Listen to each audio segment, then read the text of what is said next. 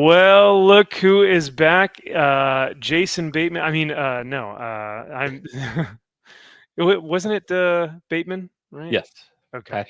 Patrick Yes. Bateman. Sorry, I'm thinking Mhm. of Jason Statham, Patrick Bateman. For course. some reason, my brain is fried from the week. But I'm back in the White Room.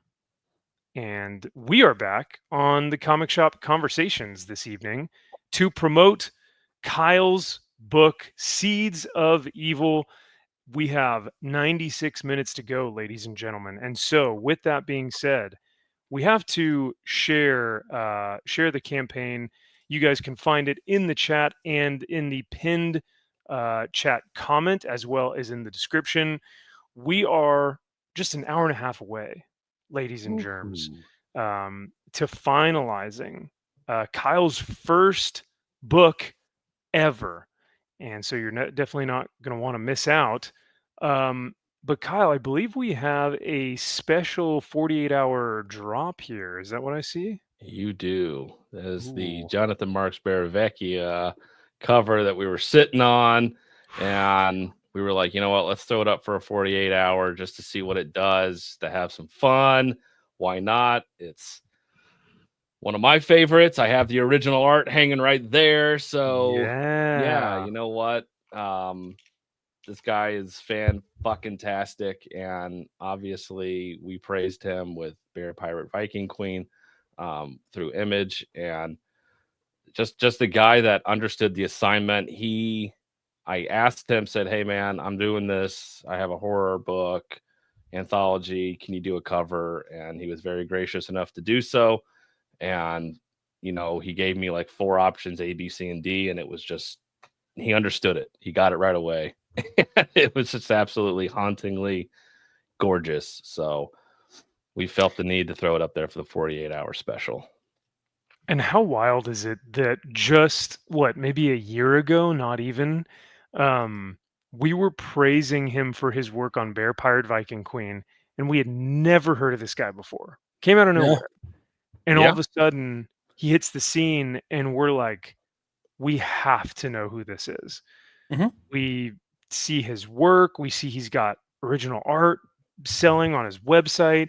We reach out to the guy, he comes on the channel and is even cooler than expected, and shares his like behind the scenes of like how he did like I don't know, from what it sounded like he did like 90% of that Bear Pirate Viking Queen.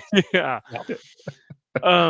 The dude is an absolute legend, and now here he is doing a cover for you, man. It's such a cool going back down into the slumps. circle. He was riding high on Image, and then he's like, well, there goes my career. Sinister Nightmare. We'll think about it. I'll do it. But maybe the art spoke to him. Maybe when you gave him the idea and you said, this is kind of what I'm trying to invoke, maybe he was just like, yeah, no, I feel that. I'm going to do that. Yeah, it's really stupid, but you know what? I'll do it anyway. How much you paying me? Right. Yeah, I'll do it. Check cleared. All right, I got you. Here's your cover. And he's looking at his phone. And now, all right, now I got it. Hey, I love Seeds of Evil. It's great.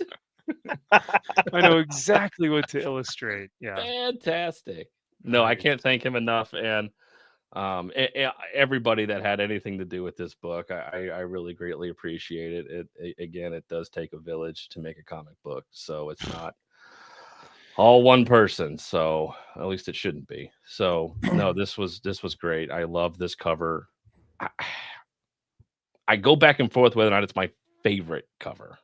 Oof. There's one more we're sitting on that I'm like, that could be my favorite cover. It's honestly, it can go either way. I know it's the one that we're sitting on that we're going to release. So chat, we are Kyle and Comics Elite and Sinister Nightmare Press are holding on to one final cover from another legend that we are very fond of and that we love his work. We're sitting on it because I think when it hits retail shops, it's going to just do bonkers, right? Yeah. So we're gonna wait till that comes out, but you guys will know it when you see it. You'll immediately go like, "Oh, that's the one they're talking about." Yep. It's my personal favorite, but JMB's is a very close second. I think just due to how one unique it is, and two just what it invokes, and that's something that you don't get from a lot of comic artists. Where like JMB has this like almost classic art style of like a Renaissance painter, you know. Yeah. Very cool. No, and I sent them at the time. I don't even know if we had finished colors on the interiors yet. I think I was just sending him. I think I sent him the first like 4 or 5 pages in black and white, and that's all I had at that time. And was like, "This is kind of what we got." Like, and here's my script that you probably shouldn't read, but like here is what we're going with. And no, he knocked this out in no time at all. I remember we had just had a little thing with the blood. Like that was literally the only critique Oh, Yep. that's that we right. had. I Yeah. remember that. Yeah. Hmm. That was kind of it. Everything else he got, and I'm like, fuck, I want this guy on interiors. Like Yeah. that was what I immediately had. So anybody that wants this cover, it is only add-on. You can add-on only. So go in and back a Lucio Perillo cover, go in and back, you know, Mark, anybody else we have in here, Lorenzo Nicoletti. He's got some great covers in here too. You have Andrew Magnum's cover in here. So go on and back that, but then add on the Jonathan Marks Baravecchia. I got a virgin metal. I mean, rightfully so. Yeah. How could I you got not? the regular trade and the trade metal. Oh, The nice. trade, like I honestly, when they did the mock-up for the trade, I was like, damn, that actually looks really good with the trade dress on it. I It was does. actually shocked how it actually fits really well. Even though I love the texture of the snow or the ash Yeah. coming down, like the trade doesn't hide too much of what the focus should be, you know. Agreed. Um, but no, he nailed it. And I think just that little suggestion of let's add just a bit of, you know, a bit of grittiness with that blood streak on there, and it's so subtle too. It's really rad.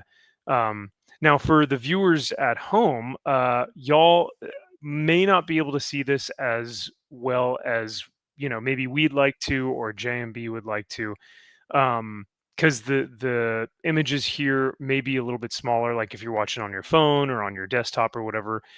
But I can guarantee that this is something super, super special.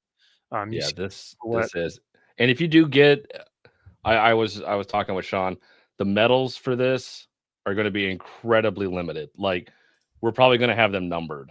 Like it's going to be that limited to where if you do, and I would highly recommend you back a metal cover, that they're going to be super, super limited. There'll be, I don't know how many there will be, but they'll probably be numbered. So if you want something truly almost a one of one, almost, I would Oh, wow. definitely go back in there and back these metal covers because Sean's not going to reprint metals for this.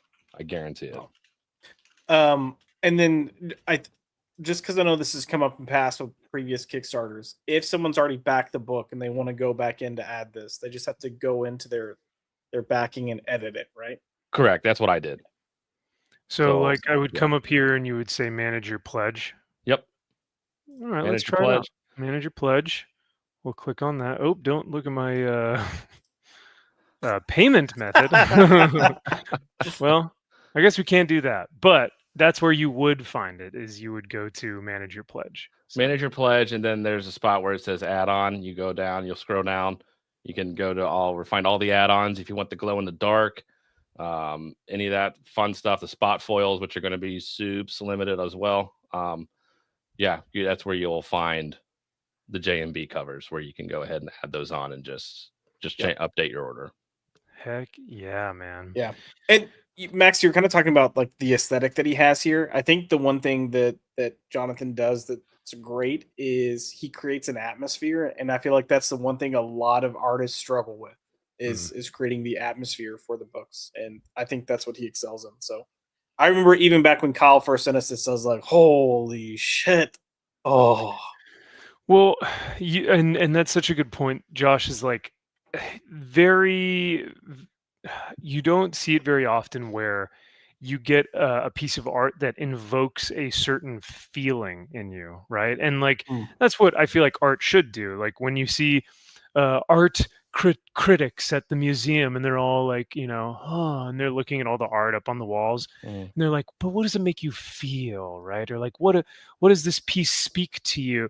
Like I almost feel like that those guys, because when I look at JMB's work, I'm just like, this makes me feel something, right? Like it's invoking a certain feeling, which is exactly what you're trying to get across.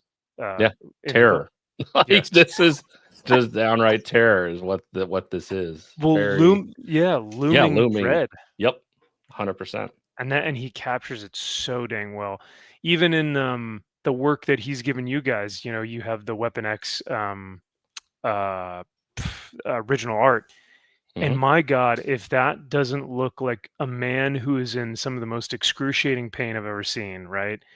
You feel it in that piece that you have. Damn So right. it's pretty cool. No, he understands what he wants to invoke. Whether it be any type of emotion, I feel like running the gambit stuff he's done. Even his recent cover he just did for Cul-de-sac, the Jacques homage. Ooh, yeah. Amazing cover. Yeah, it's an homage, but you can tell it's JMB's style for damn sure. Let me pull that up real quick. It is so cool. Jonathan Marks, Beravecchia. Oh my gosh. You weren't kidding. I haven't seen this yet. Yeah, I want to get it. Oh my Lord. Wow. That's really sick and also horrifying. Yeah. Stand by, dear viewers. What's up? It's creepy. It really is. Hold up. Whew. Oh. Wow. That's terrifying. Yeah. Yeah. I like that he didn't do anything in the eyes.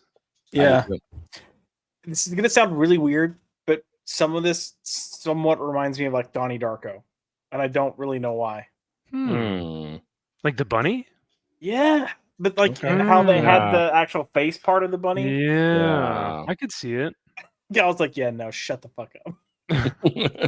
You're like, no, don't try and appease me. I know I'm weird. No, I'm kidding. Yeah, no. This looks pretty rad. It's also an interesting artistic touch to have like it almost looks like what's his name, not Doomsday. I'm thinking of Doomsday, how like his face is pretty much all just bone and like bones are just like growing out of like random different places. It almost feels like there's a little bit of that here. There is. I mean, this just speaks organized chaos basically is what this is. This is just chaos incarnate. So cool. Yeah. New exclusive drop. We're proud to share our exclusive Bad Idea Hello new series Cul-de-sac. Limited Detective 880 homage by Jonathan Beravecchia. Pre-order starts Friday, 8/22. Bird City Comics. Want a reminder? Text that. All right. Okay. Wow. Yeah, these are cool, man.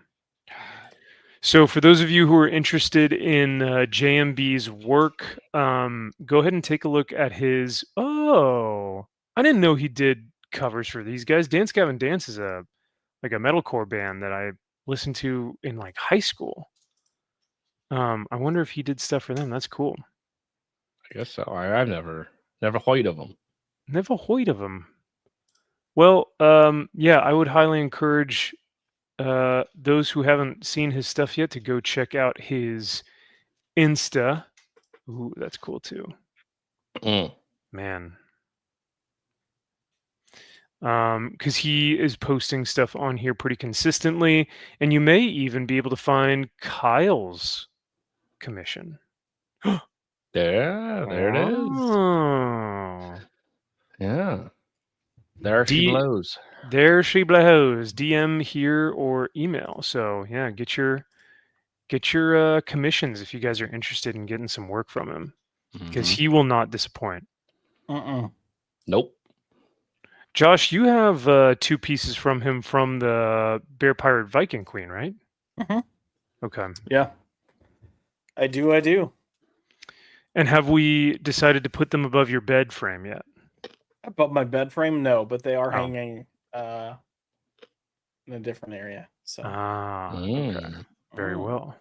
That's why I'm not parading them around right now like a little bitch. Just being like, look what I have. Mhm. Yeah. Hey, if it were me, I'd be doing that every single night. I'd just be like, "Hey, did you guys see that I have this?" Like, yes, Josh, we saw it. I guess I should tilt my camera up so you can see the cover right there. It's like, hey. I can see just the good Just parts. enough. Yeah. Well, Kyle, you mentioned something a little bit earlier that I thought would be kind of cool to touch on. And I'd love to kind of hear a little bit more if you're cool with sharing. But you had said, making a comic isn't just, it takes a village, right? It's not just one person who just one morning goes, I want to make a comic book, and then they just make it, right? And I think for so many people out there, they think of making comics and they just go, yeah, no, I'm going to make a comic. Like I love comics. I can make one. How hard can it be? And then they start making one and they're like, this is a nightmare, right? And just all the different little things you have to think about. And as a writer or as an artist, or who's going to pay for this, who's going to publish it, who's going to print it, who's going to do the lettering, who's going to edit it, who are you going to do it on Kickstarter? Are you going to have Ripasend send it out? Like all these different things you have to think about. And who were some of the people that kind of helped with the project, that you can think of just right, off the top of your head? We don't, if you forget a couple people here and there, that's totally fine. But were there people on here that were like, pretty significant in terms of getting this made that we maybe haven't mentioned or that we've talked about before? Of course, all your artists, Andrew Magnum, in the notorious JMB, the individual who we can't yet name, or can we Yeah. name? Yeah, we can't name him yet. Yeah. It's secret. Lorenzo Nicoletti, Ricky Wiawa. That dude fucking ghosted me. I'm pissed. No. Yeah. Did this awesome cover. Yeah, just on the fly. And then damn, I haven't heard from him. Well, at least you got a good cover. I know. Yeah, I know, right? Well, oh well. Yeah. Yeah, of course, Lucio Perillo. But yeah, anyone else that that you're thinking of? Like Garza. Yeah. No, obviously art and covers are what sell comic books at the end of the day. Nobody gives a shit who the fuck I am. Like who cares who I am? So I have to prove myself as a writer that I'm competent enough to put out a story and be able to tell it sequentially in comic book form. But like anybody that helped along the way, you guys were essential in that as well. It's like passing this stuff off and just saying, hey, here, I have an idea for a story. And Shauna was like, okay, write it in comic book form, because I had it just in prose. I was like, here, I wrote this story. And I was like, okay, turn this into a comic book. I'm like, well, how the fuck do you do that?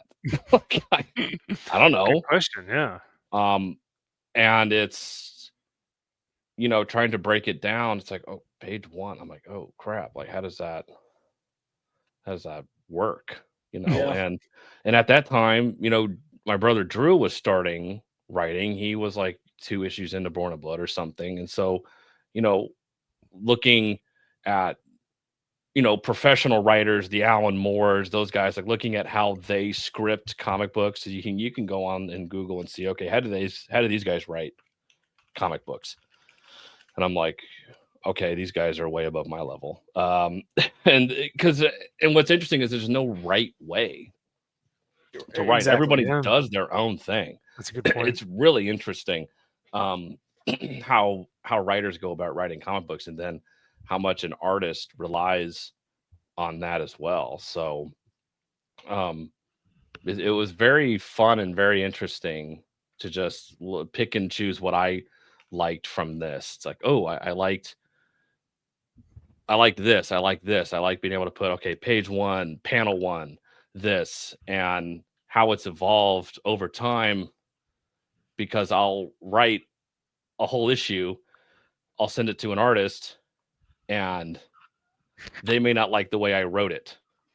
An artist could try to interpret it and be like, do you really want this panel layout like this? Did you really think about it? Or an artist has an interpretation. Well, I think we could probably do it in 3 panels instead of 4, or however they want to see it. And it's trusting that process, and it really is very collaborative at that point of trying to trust your artist who may have an idea for the script as well. And that was something that Lorenzo and I we're still working on issue 2 right now, and I've had to adjust because it may just be like, look, just give me, I don't need a page by page, just give me a brief thing, or instead of doing it panel 1, panel 2, panel 3, panel 4, just give me page 1. This is what you want to see. Page 2, this is what it's going to be. So it's a very interesting process. It's always evolving. It's always changing. And, then when you pass it off to someone like Sean who wants to look at it from a different perspective, it's always important to get somebody, or even you guys, or even Josh or Max, if you guys, want to give up your precious time to look at my bullshit, it's you guys can come at it from a completely different perspective and say, look, I don't know what the fuck this means, or I don't know about this art, or anything like that I may not see because I'm so in the weeds with everything. Yep. That being able to look at it from a bird's eye perspective and say, ooh, I don't know about that. And then someone like Sean, who has made so many comic books at this point, he knows what works and what doesn't, or, hey, you may want to get a different letterer here, or, hey, I have this idea for this, or, just coming at it from any angle is important. So yeah, it's a lot of people always changing, and it's exciting. I really like it. It's very different from anything I've ever done. For sure. Yeah, how cool that you've been able to stretch your creative muscles here and just kind of go out of your comfort zone, like completely, like do something you've literally never done before. And I think it's tough for people who, guys, gals, whatever, who are in their 30s, 40s, they're like, yeah, I've got my work and I've got my family, or I've got my friends, and I'm good. I've got my hobbies. And then to pick up something brand new, it can be not only intensive, but it can be intimidating to be like, I have no idea what I'm doing. Like at 35, you think you're 35, right? 34? Higher. 30, 36. 30. I'll be 37. The same age. Yeah. I'll be 37 in October. Woo, spooky season. Oh, no wonder I hang out with you guys. Hey.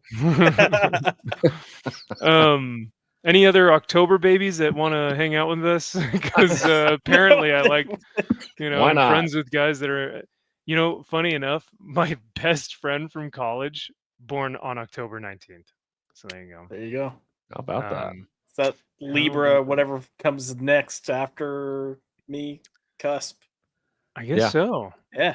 We're fucking awesome. That's why. Hell yeah. Apparently. Yeah, but, Kyle, I want to ask too, because I don't even know if I've ever actually asked you this. I know when you first mentioned that you had the story and you would kind of like discuss it in the chat. And I was like, holy shit, we've had a similar thing that happened in where I grew up. But what made you specifically want to tell the story, since it's based on a true story?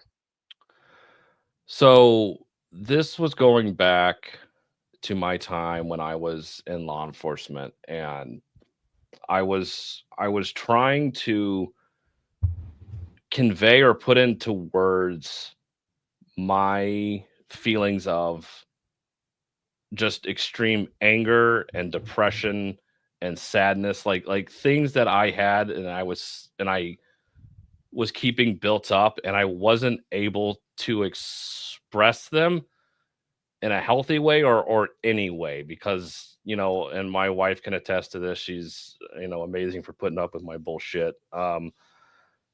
Just there were, I've said this before, there are many days where I would just come home and sit and stare because I couldn't move.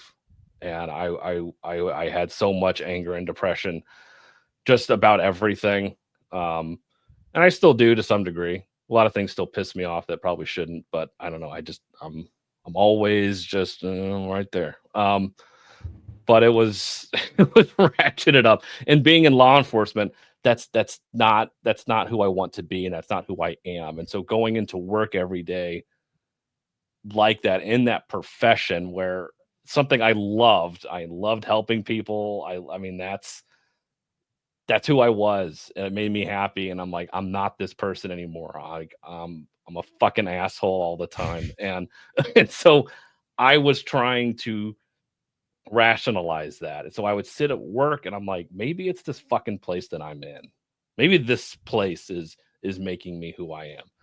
And then I'm a big history buff, and so I started doing research on the building and everything that I was around. Occasionally I would work out at you know, I would work in what was the city county building is what it's called in downtown Indianapolis, and that's where, you know, the courthouses are and everything. And so illustrious history, some of it was built with Indiana limestone, and then I started going down this rabbit hole of how Indiana limestone was used throughout history and important buildings and important things. And then I started looking up, and I was like, okay, it's, you know, southern Indiana, that's where a lot of this was from. And then I started looking into horrific events that were taking place, and a lot of them were built or around-ish this limestone stuff. And so I started kind of piecing this together when I was at work.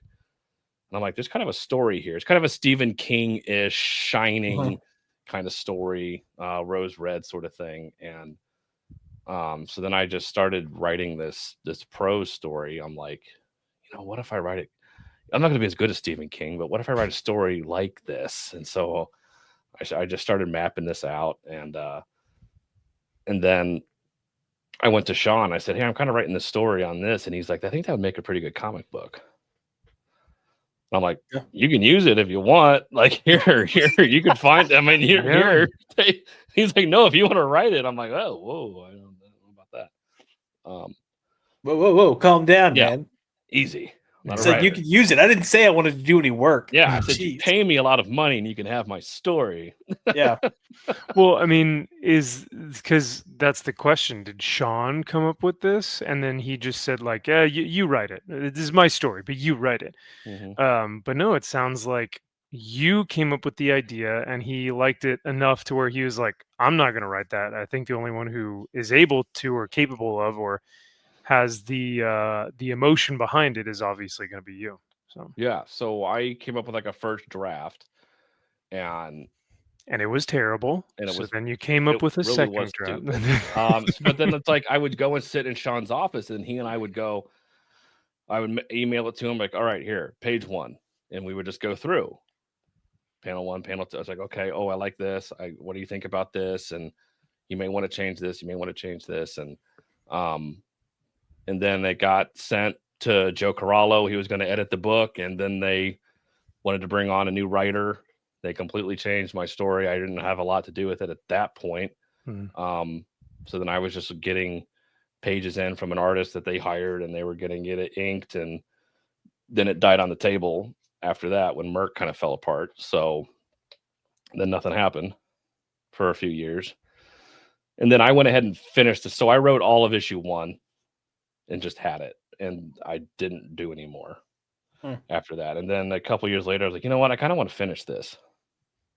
And so I wanted to do an anthology, and then I wrote the rest of the issues and got up to issue 6 to present time, and kind of was telling my story at that point. And I was like, all right, at least I'm done. I feel a little bit better about myself. I at least have them done. And nice. Then, I brought it back up to Sean. I said, hey, what do you think about doing a horror book and kind of trying it out? He's like, sure. He's like, this is on you, though. He said, it's all you.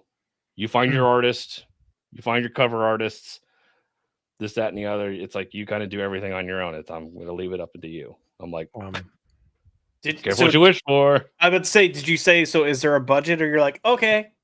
Yeah, right. Well, I want Brett Booth. Jim Lee, I need you to do me a cover, man. He was the first person I reached out to. I said, hey, Jim Lee, I need some interiors done for this book. Money's no problem. Don't worry about it. Just let us know your rate. Just let us know your rate. What's your cover rate? Yeah, we'll pay it in no time. Sean's like $800,000 for a fucking cover. No, for interior page. An interior page. It would probably be like 1.2 milli for a cover, 800K for interiors. Yep. Yeah. Wild. It would be something ridiculous, but for issue 2, we'll see. Okay, all right. We're making our way. This campaign, we're almost at what, 7? Yeah, we're close to that. Hey, we're getting there. Just wait. Hey, we really are only almost to 7K. We're at 69.34, boys. Whoa! Let's get to 7K. Let's see if we can get to 7K. Go back to that Jonathan Marks cover, guys. If you've already backed it, I thank you. Go back in there. Look at this bad Larry. We got 2 extra. I think we started the show at 79. Does that sound right? Something around there. So I think we got a couple more backers, and we only have $66 before we get to 7K. Can we do it? Yes, we can.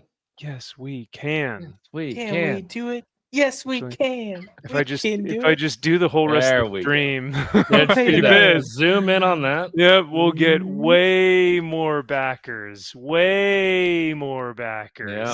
We're just gonna leave this here. No, I'm kidding. Look at that trio art. Come on now. I love that when you zoom in on the boobs, the manager pledge pops up.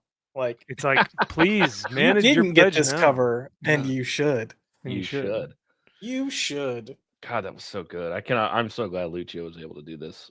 Yeah, no, this cover is beautiful. I remember when you sent us this cover, I was like, holy shit.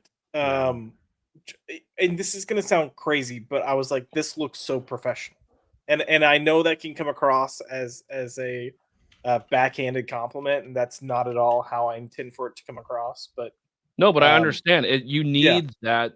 You need that authentic. You need a real artist. Like that's what kind of separates the indie books from a professional. Like that's when you can kind of tell there's tiers to Kickstarters. There's tiers to these indie books, and it's like when you have a guy that is seasoned and understands what a cover is supposed to look like, what it needs to invoke, the pose it needs to have. And I just kind of gave him. I said I want like an EC Comics kind of, lady in peril, but not super sexy.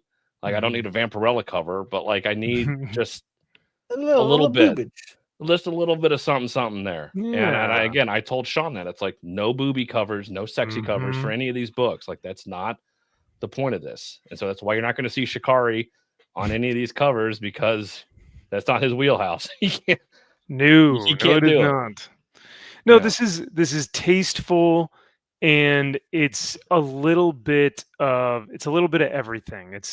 It's scary, but it's also like evocative a little bit. So yeah, no, I think Perio's stuff is just fantastic, and like you said, it's a mark of quality.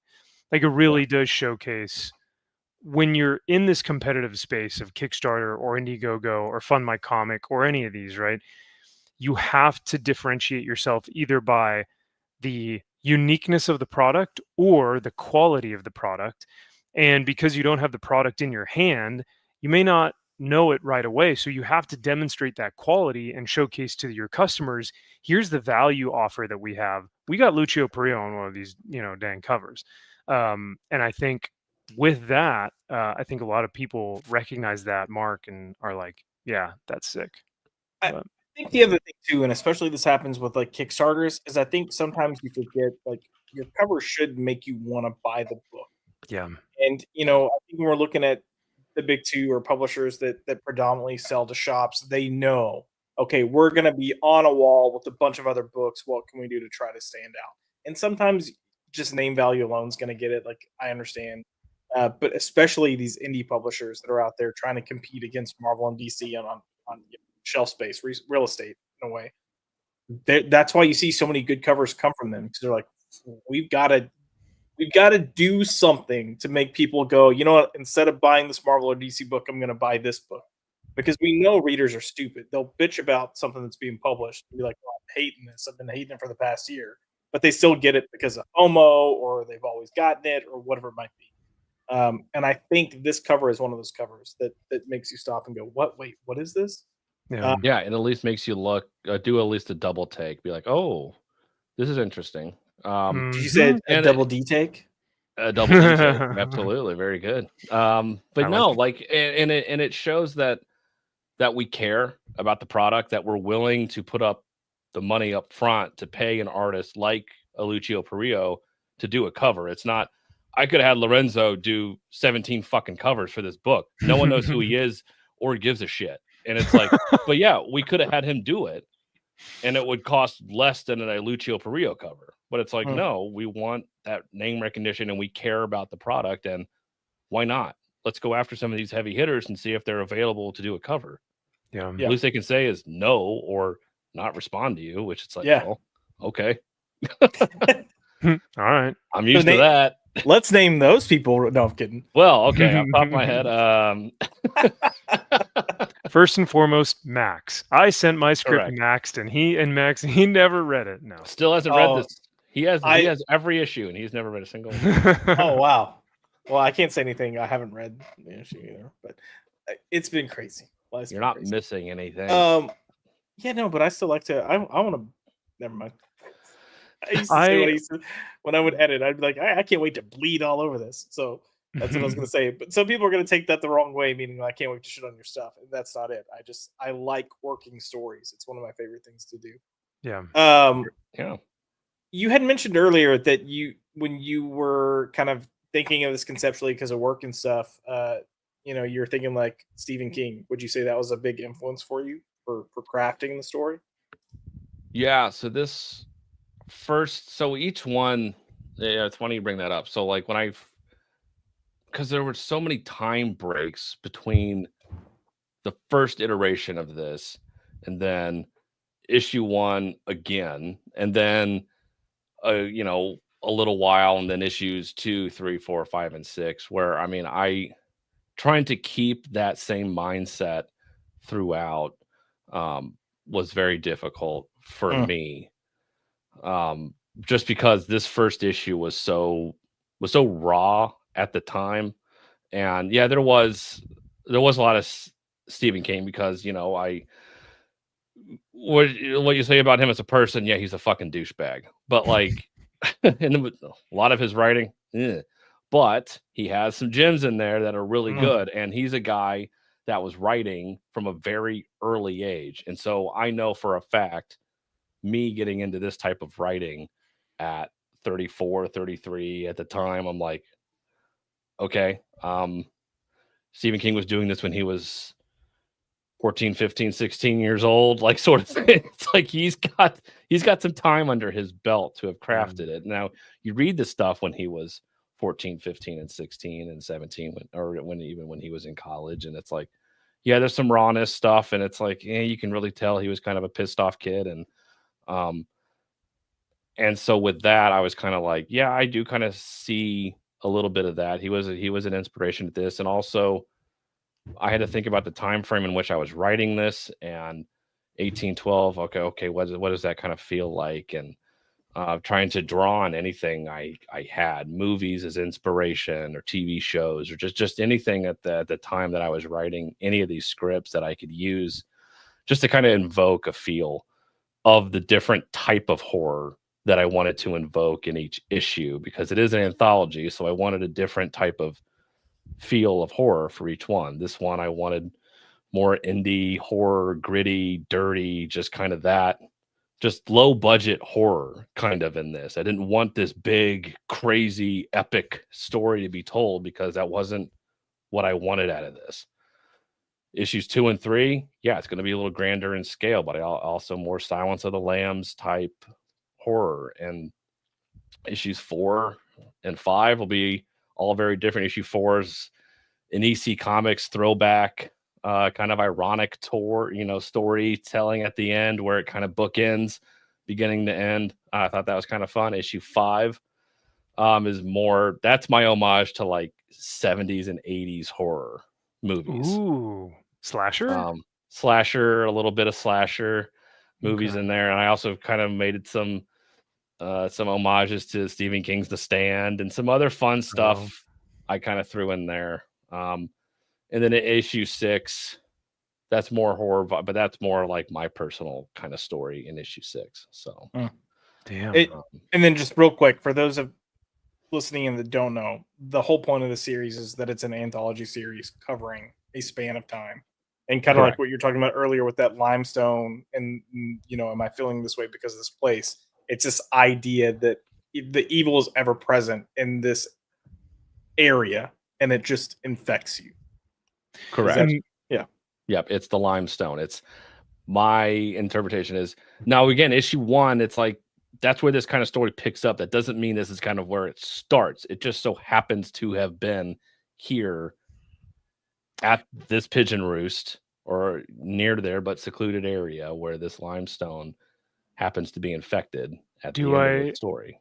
Do I hear prequel series? Well, there may be. I have written a one-shot origin, one-shot of what I would like to tell. Okay. But I don't know again if that'll happen. Who knows? I do like the idea of this introduction of this thing, this entity, right? This limestone, because you could have told it in a way where, like you said, it's a big green beam in the sky and it and it like covers the earth and everyone becomes zombies. And it's like, no. These are small stories of like throughout time, how it's affected people. And then come to issue 6, how it affects us in the present day after seeing it throughout history and now coming to your story, right? And that's, I'm assuming, how it kind of comes to a culmination.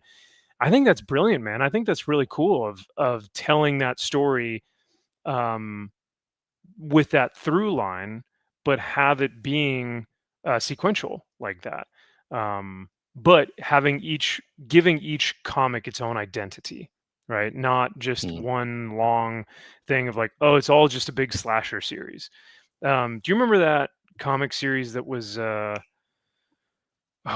something of Manhattan, and it was like a Jason ripoff or Maniac in New York? Maniac in New York, that's what it was, yeah. And it was such a letdown.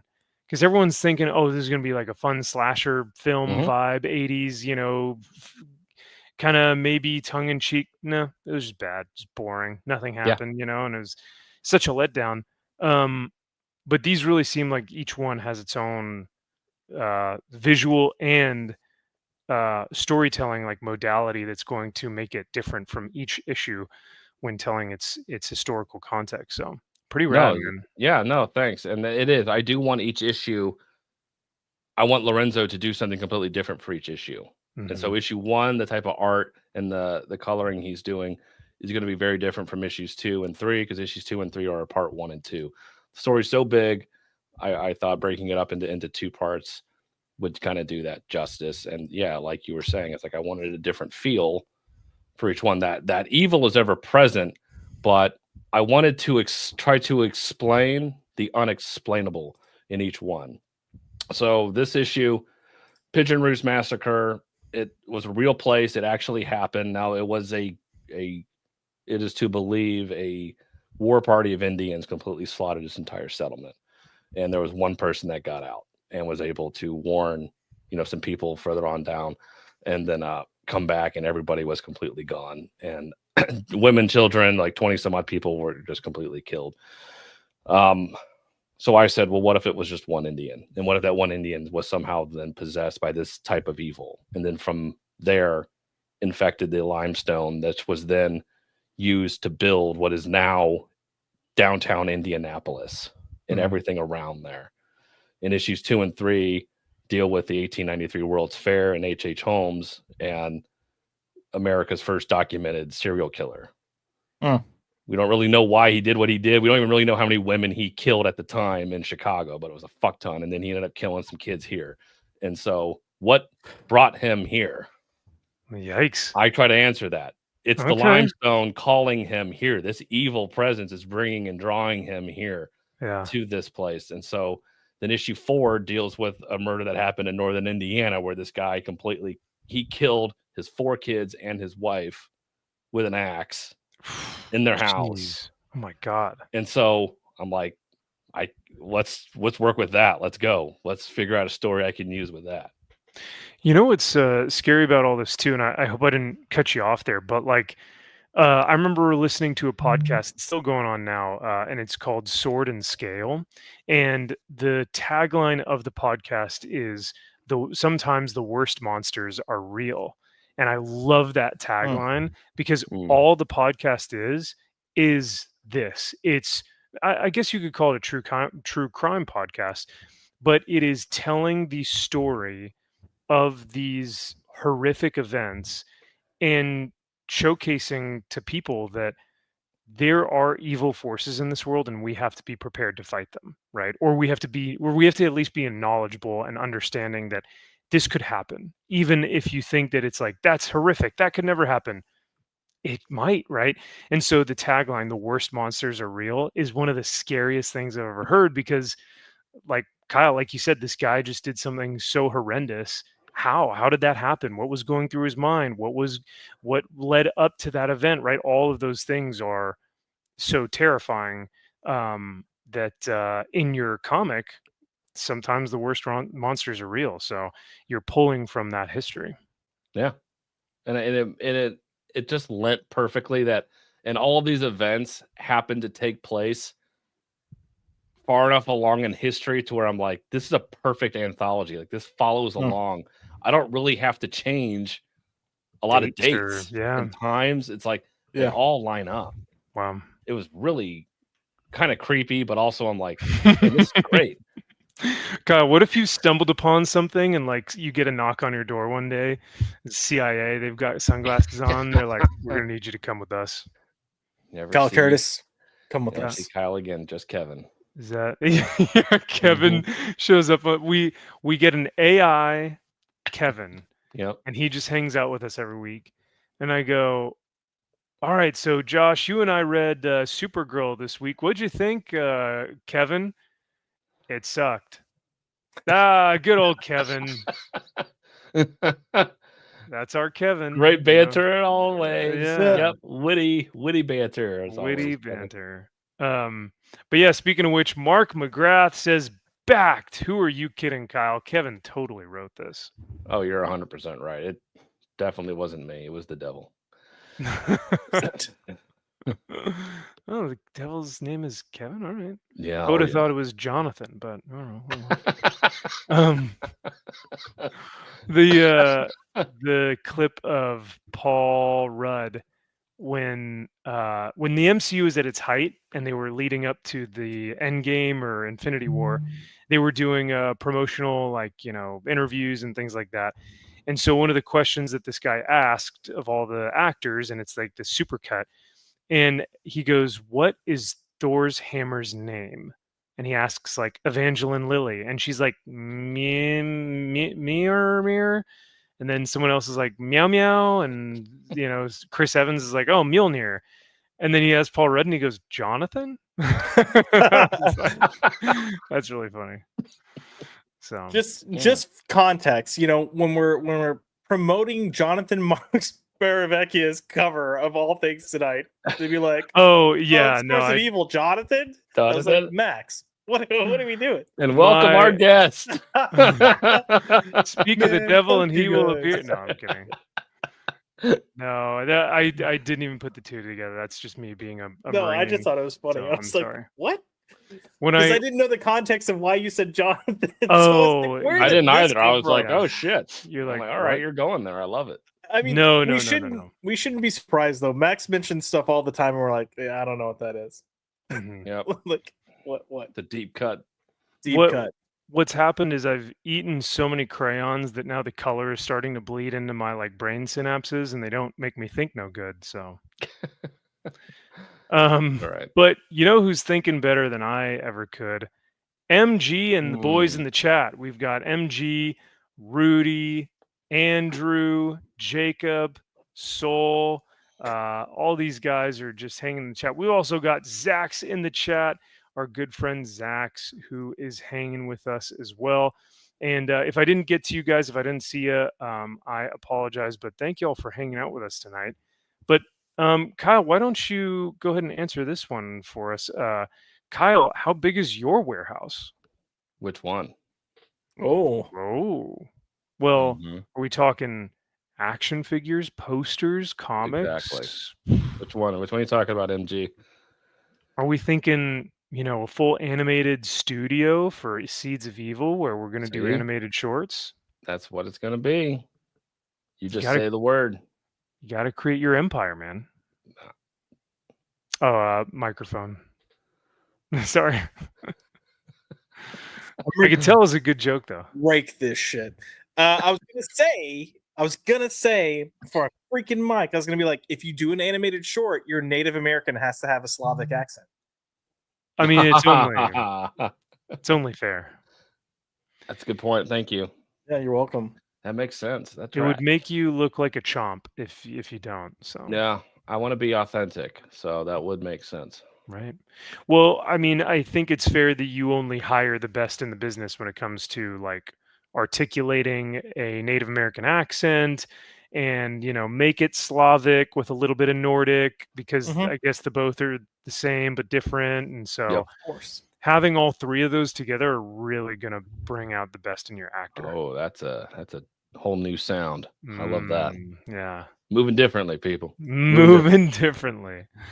We've got Rudy saying, "What up, peeps? Hope everyone is going to get to enjoy a 3-day weekend." That's right. Yeah. Do you guys have anything planned for the Labor Day weekend? Cookout with the fam. Nice. Yep. You gonna throw on some steaks? I might actually. I think I have some here. Or some burgers and dogs. Some meat missile. I might throw some meat missiles on there. Some glizzies, gang. I like it. All right. Some meat missiles or missiles. I like it. I've never heard of that before. I haven't either, but I'm stealing it. Josh is gonna put that in his chat full of friends. My HomoCon chat. Yeah. Yes. Yep. That's exactly what he's gonna do. He's gonna be like, "Hey guys, I'm going out and search for some meat missiles tonight." Glizzy gang, what up? Sheesh. Sheesh. We've also got Andrew Gonzalez picked up a trade cover. Nice. Thank you, Andrew. You will not be disappointed until you open the book. But I promise you that cover is going to be great. Until you start reading. Yep. And you just go ahead and close and then just and we put this away slowly. Yeah. You have to like put it on the table and then just kind of slowly slide it across the desk. Slide it across the desk.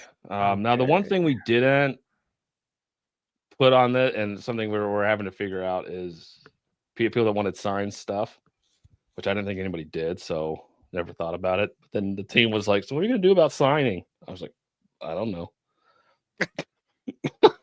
Well, I think your instinctive reaction is people want me to sign it. That's exactly my point. It's like no one wants this signed. Like, did you do a signed option? No. Oh, so how would you know if they want it signed or not? Because people are messaging and asking. Even Salty Traveling C, one of our good friends of the show, he was like, "Yeah, man, sign it for me." So, I know, and I'm like, "Well, you're like, you sure?" I don't know how that's gonna work, but only if it says Kyle, not Kevin, or correct. Yellow Kyle. God, correct. Either one. Just that. We've also got Jacob saying, "What up, y'all?" Soul Assassin. Did Max move? What happened to his stuff? Oh boy. Mm-hmm. Well, what was our reasoning for it last week? I started campaigning for the real Patrick Bateman here in California, and one of his campaign ideas was for me to get rid of all my stuff and just have a plain white background. So, Which tracks? Or this could be a. Oh, sorry, I think your microphone's out again. Mic's out. I know. I love the reaction. Me off, man. Because it's so erratic too. It's because of my internet. My internet drops. But dropped again. I was like, I didn't want to say it. I'll let Kyle say it this time. Do you have to? Maybe you have to have the microphone off for an extended period of time, like to have it reset and then come But back. why the microphone and not like the camera? The stream. Yeah, it could be a cable issue, like a wire. Oh, might be. Is out? I don't know. Yeah, no idea. Okay, this is new. But you did this, and I was wondering what you were saying. I don't even remember what I was talking about. I'm so pissed about my damn mic. What I was saying that you got a girlfriend and it's your girlfriend's place. That's the other. Yeah, that was the other. The other theory that was passed around in the chat. And then the other theory, the third theory that we had, was that this is actually fake. That there is actually a green screen here, and that this is actually my background, but a pre-uploaded Mac, or what was it? A like Zoom meeting. It looks like a Teams background that you would put on. It legitimately does. It does. Like, I mean, I've been on work Zoom calls where that is literally the background. Yep, me too. And what you guys can't see is Max's cuck chair that's behind him. Yeah. So yes, there it is, right there. Yeah. Did you add an accent color there? I feel like that pillow was not there last time. It was not. Yeah, you guys told me that I was a bit of a psychopath to have a white chair, so I put a pillow on there. So yeah. But yeah, no, I if I am gonna have to do some work from home, I've got to have some sort of background that represents a little bit of professionalism. I don't think companies that I talk to are gonna be like, yeah, we'll close this deal, but what is going on behind you there? Why do you have a statue of Punisher? So, and it's like, hey, props to you for knowing it's Punisher. And then I was doing this deal or not? That's why you're my man. That's why we got to close for 10,000. Gotta do at least 10,000. Got to do at least 10,000, and then that's when I dip my face in Saratoga water. So. For every one of these characters you can name, a 1% discount. Boom. Nailed it. Yeah. 1%. We gotta bump that number up.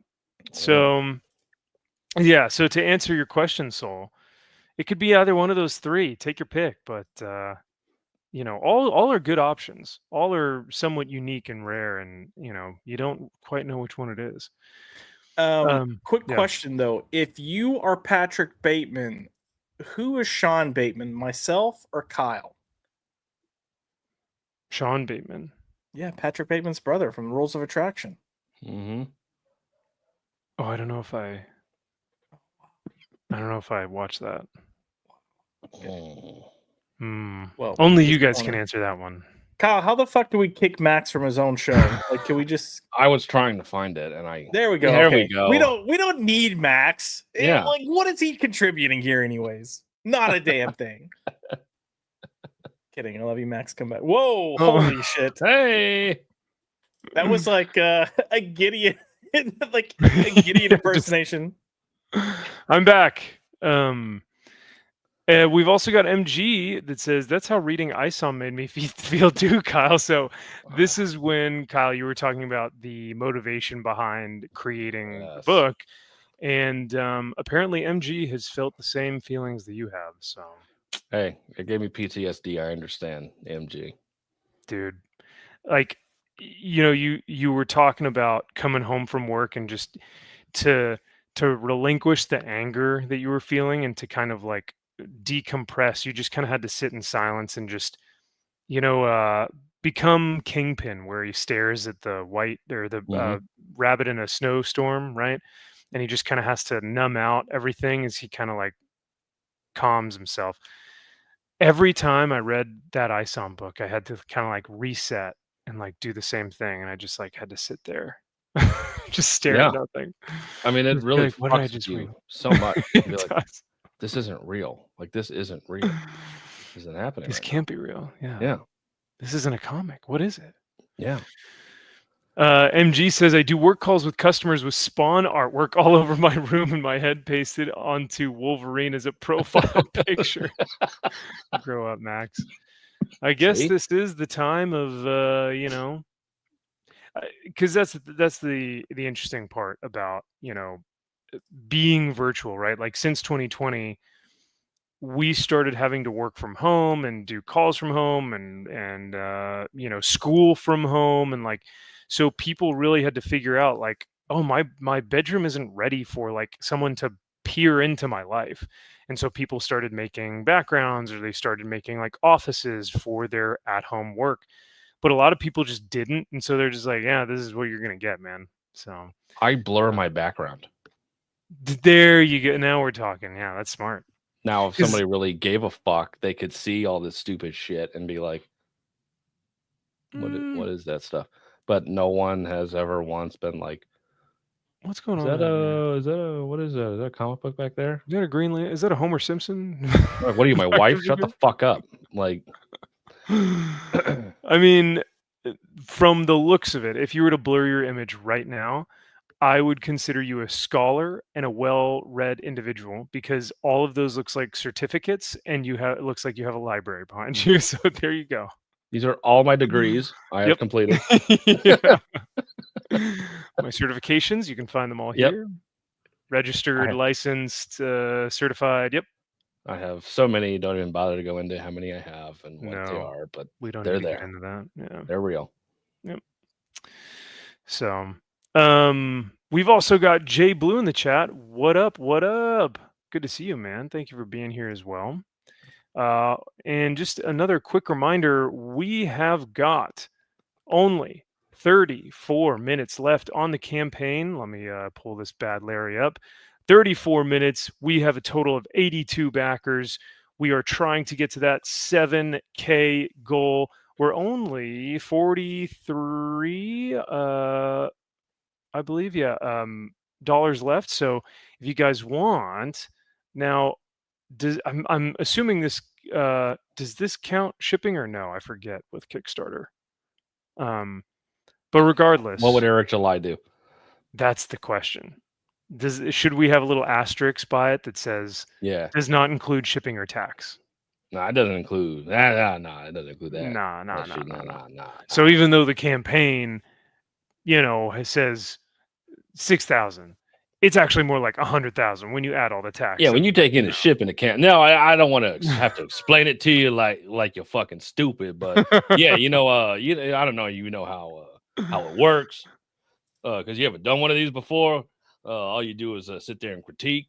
But yeah, what you do is there are actually two numbers here that we actually look at here. You look at the numbers being brought in and what you actually make. You know, the what have yous and people in the naysayers are coming there and say, oh, well, you only made 6,900, but it's actually like, close to like 8 or 9. But people want to try to speculate exactly how much money you make, and it's really none of that business how much money I make. Moreover, and to my point of explaining what it was that it is, of what it is with the 6,900 being that of the number that has been pledged so far, is not accounting for the other, therefore otherwise known to as tax and shipping, that could very much well be other than the number that is on the screen right now. So don't tell me what I don't know. Yeah. Okay, so there we go. You don't know. You don't know how to do business. Anyway, sorry, I just had a stroke. I was like, yeah, what happened? Oh, what happened? I blacked out. You come back to yourself, you're like, oh gosh. All right, well, thanks for being here, everyone. Hope you're having a good night. All right. Oh man. MG says, Cal, you should put up an add-on where the script is written out in gray. Well, funny you should say, because it was. Hey. No, you know what you should do? You should do a concept art book, but instead of the concept art, you just say, "This was my creative process," and then you just type it out on like a Word document, and you just say, you know, I started thinking of the story, and then I, wrote it, and then once I wrote the story, I then pitched it, and then Mhm. I I'm don't with. know. Keep going. I like Yeah. it. I'm like it. Yeah, I mean, already that. Oh, we want more. Max, come on. Yeah. Hey, He's a I don't want to give it preacher. away because then we gotta get people to buy this thing for like $75. So you don't want to give away all that Oh, stuff. damn! You had me. Yeah, that's true. That's true. Good call. Sorry. Yeah. Gotta Go on in tease. there. Back one of the metal covers, and we will get over 7,000 on the campaign. Yeah, That's you what it is. pissants. If we don't Yeah. pass 7,000, I'm finding where you live. I'm doxing your. No, I'm kidding. I'm not doing that. Well, I mean, Josh, you could very well break into Comics Elite and go into the back of the pledge and see all the addresses of all these people who pledged. So I mean, I'm just books saying. are getting shipped somewhere, guys. Yep. They are. I don't know where. Gonna go through and be like, who didn't get JBM's cover? Because I'm coming for you first. Hell yeah. And it really would be that easy to get a metal cover for 40 or a virgin metal for 50, which both would cross us over. These are probably my two recommendations. Now, if you want to go with something a little bit spicier, I'll go with spicy. my personal pick, which I did the Seeds of Evil trade. Now, I did the trade for 15, but for us to get over that 7K, we want to either get a metal or a virgin metal, or even better, the close-up, up close metal cover with the trade, or the up close virgin metal. So any one of these options are going to be excellent. And I think those are probably going to be the closest to getting us over that 7K.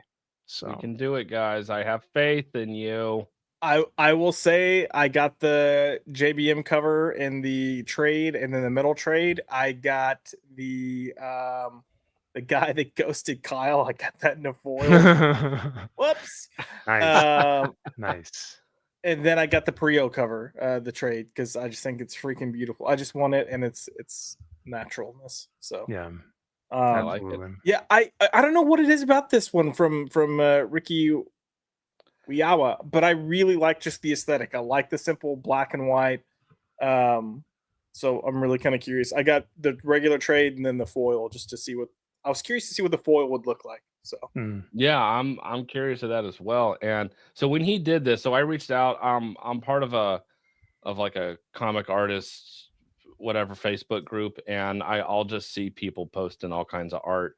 And this guy would just draw stuff inside of a notebook that he had and sketches, and he drew one that was really not this, but like really close. I'm like, dude, that would be a fucking sick cover. I pictured literally this cover, white background.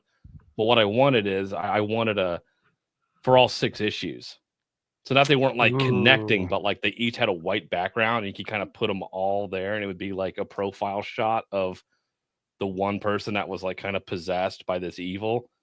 And the critique I had on this was like, I sent him Shane Connery Volk, hint, hint, wink, wink, some ideas of what he could do with like some of the splatter. And so he added that splatter technique to this, which is like the evil kind of permeating off of him. And so I'm like, fucking amazing. It looks so, and it is perfect in black and white. I don't, if you were to add color to this, I think it would take away the rawness of it. So, but yeah, no, I'm picturing, and maybe you will do this at some point, Kyle, but like I picture all 6 of them either framed or having them next to each other, either on display on the wall or like on the table or something, and having them all displayed like that, having that consistency across the board, but each one being, like you said, that different character. Yep. Dude, that is going to look so rad. So. Yeah, this fucking asshole just needs to start doing shit again, or at least message me back. Let's hope. Let's hope. He's like, let's hope. Only when you get past 7K, I'll message you back. So. Apparently, guys. So get past 7K. Yeah. And I'll get Ricky to do another cover. Yeah, seriously. As MG says, $5. You can't afford $5. I know. That's like those Twitch stream hoes that are just like, give me money, Yeah, Wait, you even though I don't lazy. offer anything to society. What's up? MG, is that $5 thing? Is that from something specific? I think it's from those Twitch hoes, right? Well, okay, so what it makes me think of is when I lived in LA, there's the tanning salon that was by my house was all over the news because he was overcharging people by $5. And then someone caught him and he had like a meltdown, but they recorded it. So he's like, it's $5. $5? You can't. And he literally says, you can't afford $5. Oh, So, wow. And Bad Bunny $5. Okay. Oh, I'll have to see if I can find that video. But anyway. didn't Eric July do a $5 sale? He sure did. That he did. $5 foot long. What did you do? Yeah. All right, guys. After we hit 7,000, we're doing a $5 stream here. $5.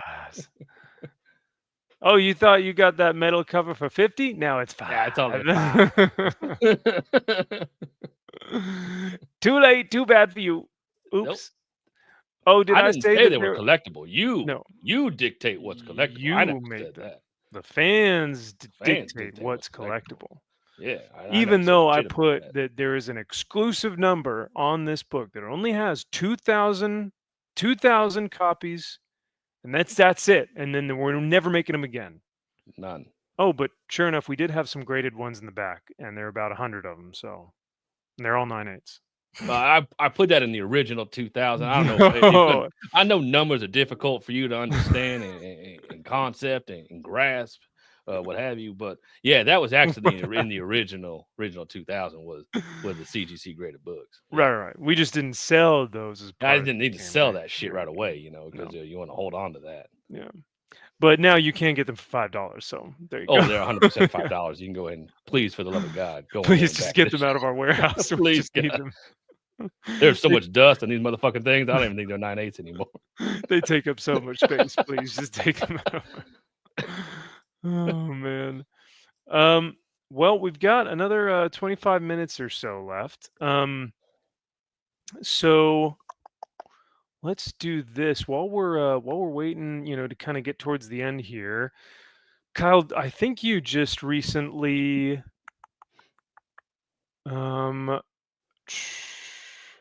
got some books.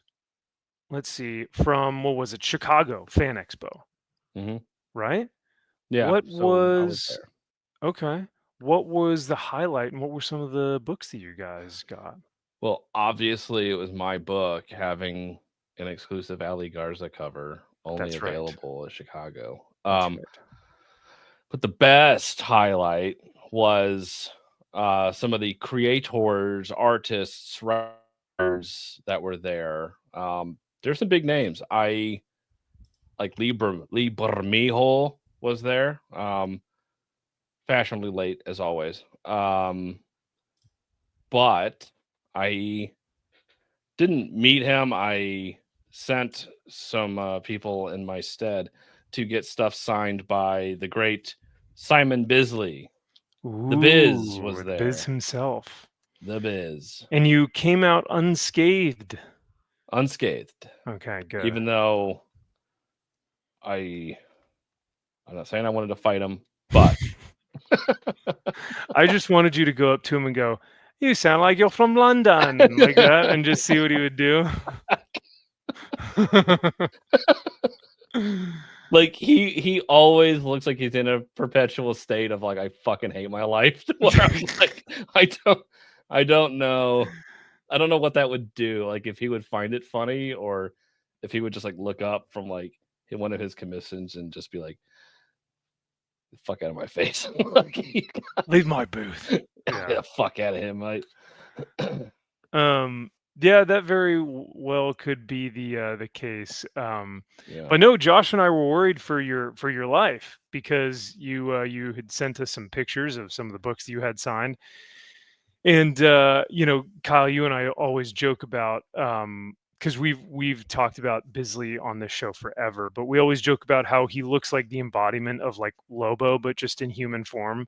He looks like a giant biker. He's got like tattoos and the beard, and he's like this just like a large individual, and he's got the intimidating voice and everything. So I was like, well, hopefully you didn't give him a hard time about any of those autographs. But Well, I mean, so I got 5 books signed, 6 books signed by him, and each one you can tell what he signed first and what he kind of gave up on. And like his signature, it varies based on his attitude, I think. And now remind me, he signed these in paintbrush. In a paintbrush, yes. Smart.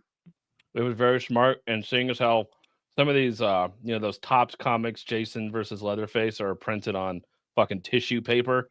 It's like no, not even tissue paper. The toilet doily that goes over like that thin of like paper. Yeah, thin. Mhm. The wee thin paper. So I'm sitting there, I'm fanning these fucking books what felt like an hour just to get them to get dry enough to me to put them back in the boarding bag. That's either brilliant or hilariously ridiculous. Yeah, it was both. So Yeah. I got this. This was a Tick 20th anniversary special edition #1. This was limited to 5 hundo. I got that signed. Oh my goodness. That's one of his better signatures that I got from him. Wow. Bibley. Oh no, Bisley, sorry. The Bibley. It's me, the Bibley. That's what I said. I'm like, are you Bibley? I wanted my signature from Bisley, not Bibley. Yeah, this is the wrong guy. Oh, fuck. Dang it. Ugh. Yep. That's a cool cover. I like that a lot, though. Yep. I got the classic. The Low Blow, #1. Nice. Yeah. And I got that issue. Oh, yeah. And it looks like yours is a newsstand? It is a newsstand, yeah. Which I think, now I could be wrong. I'm not a full-on aficionado when it comes to like dates and times and newsstands. But for that book in the 90s, that was harder to find in a newsstand, right? From my understanding, yes. Now, I don't know if that's true. Okay. I think it depends on the comic book shop owner to which you talk to, and will degrade you or call you a fucking retard one way or the other. So that's a good point. That's a good It'll point. depend and I've had how that... old that owner is at the comic shop. That will tell you that. Yep. The older they are, the more grizzled and be like, the fucking no. That's worth nothing. Yeah. No, I have like 7 of those. Yeah. I've bought and sold those all my life. It's like, okay. Son, let me tell you right now, that ain't worth a pile of piss. It's like, oh, all right. So let me tell you something. I had the original Action Comics, all right? Until a flood took over all my books in my basement, and then I didn't have anything left. A junior, let me explain something. Let me explain comic books to you. Because you don't know anything about comic books. I would sell Amazing Fantasy 15s like they were nothing, like off the rack candy. Off the rack, same day, yeah. Seeing all these new age piece of shit books. Yeah, I was selling the real books here. All right. I mean, to be fair, he's not selling Deadpool versus Gwenpool kills the universe, death metal, Infinity War. That's now in 2025 Pride version. So I mean, like, I guess he's right in a way. But yay. Jack Frost says, well, speaking of comic shop owners, Jack was an owner himself. He says Lobo was pretty heavily ordered book. He was DC's Wolverine. See, that tracks. There you go. Makes sense. Now, sport. You don't understand how ordering worked back then. You ordered everything. I ordered at least 100 copies of everything. So I have nothing but I have 5 long boxes of Lobo #1s. Just waiting, just sitting in the back. Sure you do.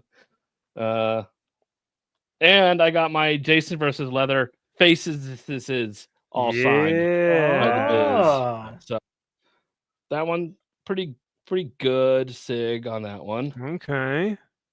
That one less Fox given. A I little think he bit spelled smaller, his name but wrong yeah. on that one. He spelled this. I don't see the E, so he very well may Yeah. have spelled it incorrectly. Yeah, I think he was kind of pissed at that point. Yeah. And this one he wrote "fuck you." No, Yeah. this one That- he wrote This one looks like Biddy.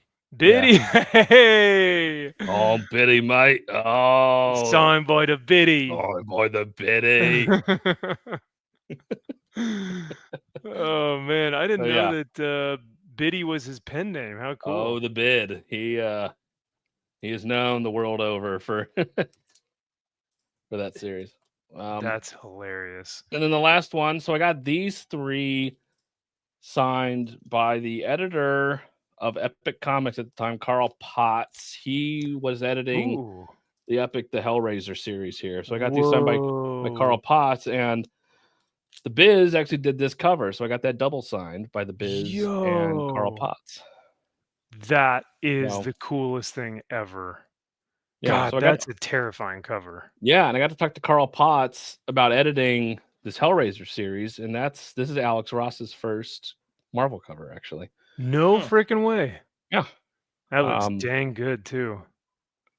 Yeah, so I asked him, I'm like, so what was it like on Hellraiser? Like, did you get a chance to like talk to Clive Barker a lot? And he was going in and talking about, he's like, I met with Clive Barker a few times, but he said he was kind of quiet and kind of off. He kind of let Epic and kind of do everything do whatever they wanted with Hellraiser. He just had a few meetings, and then he said he went to one of his mansions at the time in Hollywood to meet with him and talk to him about working on the project and them taking over Hellraiser and kind of what he envisioned. And he said, Clive said he bought the mansions to the left and to the right of him as well for the privacy. Oh my gosh. And Carl said he's like, I don't want to know what he was doing in these places or any of those houses, but like, I'm like, knowing Clive Barker, I'm like, I don't even want to know what was going on in those places, but I'm sure it was very, very interesting and entertaining. I mean, he's wild, bro. Yeah. That's incredible. Well, what a cool experience that you get to talk to all these guys and get their stuff signed. Mm-hmm. And thanks for showing those off, because those covers are sick. Well, first of all, the Tick one I've never seen before, so that is awesome. The Lobo cover is just classic, perfect, iconic. The Leatherface with the Biddy signatures are super rare. I've never ever seen those before, other than I think you had shown those off a couple months ago. Yeah, I had it. I didn't even know Bisley did that cover. It doesn't even look like his artwork. Totally, dude. And then to talk to these like Hellraiser guys and to have them sign that series. And that's another thing. Like, I didn't even know Hellraiser had a comic series. How cool. Yeah, and Epic at that time, I'm like how cool that was. And I said, when you took over as editor for that, and just Marvel wanting to take a chance on horror projects and going after these IPs and just having fun with it. And I also picked up, I have it in my long box in the room over there, but I picked up when Marvel put out Stephen King's Lawnmower Man. Ooh. They did a Marvel, just it was a magazine style, but like Walt Simonson did the art for that. Oh my gosh. Amazing. Like, it was so, I didn't even know Walt Simonson did that art for that.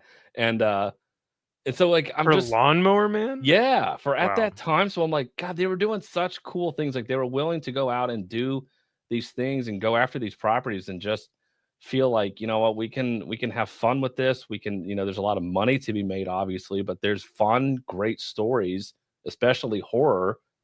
And now you just don't see that from the big two. You just don't see them giving a shit. They're just like, whatever. Yeah. Like, there's a lot of horror IP out there that they're just not touching. Speaking of horror, I almost said horror. Speaking of wow. Speaking of horrors. Speaking of horror. Wow. I know. Nadia is the best. She is our horror expert. And we've got horror with Nads. And hope you're doing well, gorgeous. Thank you for hanging out and swinging by tonight. What better way than for me to stumble on my words and almost say? I mean, honestly, at this point, I just want to take that 30-second clip of you saying horror twice and then try to see if I can make it go viral on the internet and be like, why can't this motherfucker say horror? He's just like, horror. Definitely autistic. Yeah, my dumb brain has to say horror so that I don't say horror. But I am very glad to see you here, Nads, and thank you again for all your support. Now, I don't mean to alarm anyone, but speaking of support, MG did come into the chat a little bit ago, and he said, refresh. Now, refresh meaning refresh the stream? I don't know. Could he mean refresh the campaign? Beats me. So I might as well, I can't refresh the stream because then that would start the background over, and I don't know if we'd get back on. So instead, I'm going to just, we've got 10 minutes left on the campaign. So I might as well just refresh that, and we'll see what this cryptic text might mean. Because when we do, in fact, refresh. Hey! Whoa! Hey, we made it, boys! We did it, boys! Now I can refund.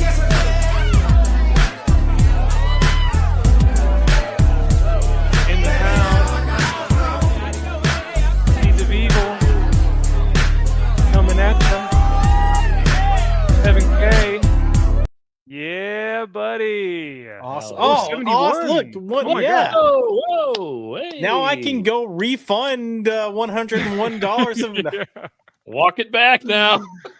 Thank God. Whew. Okay, I can get my money back. Gosh. Too funny. I love it. Well, thank you guys so much. Seriously, MG, and to those of you who came in and backed this project.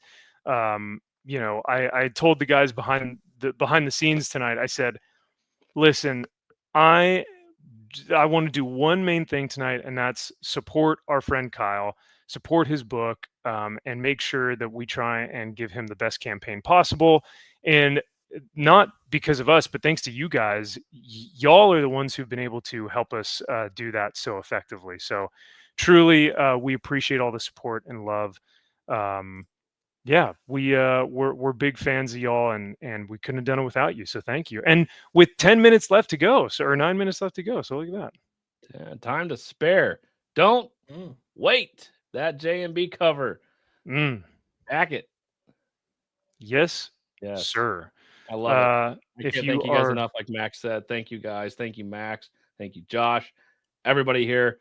I know it's the first time for me doing this whole thing. Again, new to this space, but I have a lot of respect for the people around me that has gotten it to where it is now, and we're just getting started with this story. Hold on to your butts. This is just the beginning. Whew. Hold on to your butts. Yep. Yes, sir. And Josh, can't hear you again. Oh, sorry. I didn't realize he was talking. I keep thinking he's miming. I don't know if he's faking it at times where I'm like, he's just pretending. No. Is he doing? Fuck, every single time. I said you have to have a cigarette hanging from your mouth whenever you say that line. Yes, that's true.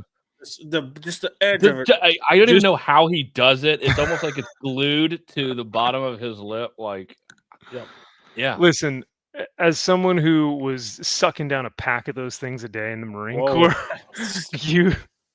you learn to just like, you're doing monotonous tasks and you just throw that thing in your mouth and you're just like, oh, I forgot I was even smoking still. So yeah, it'll just hang off the edge of your lip and you're like, oh, what's up?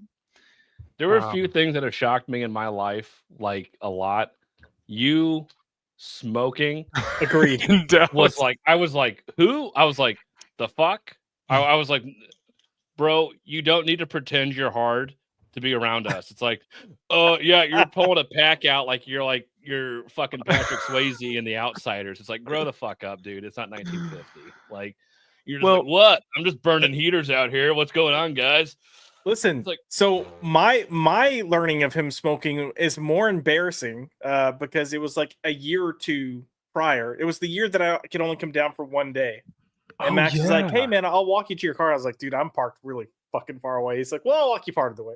So we're like walking, and then at the moment we get outside, he's like, hey, do you mind if I have a cigarette? And I was like, are you what? What? And he's like, yeah, you mind if I have a cigarette? And I was like, you smoke? And he's like, yeah.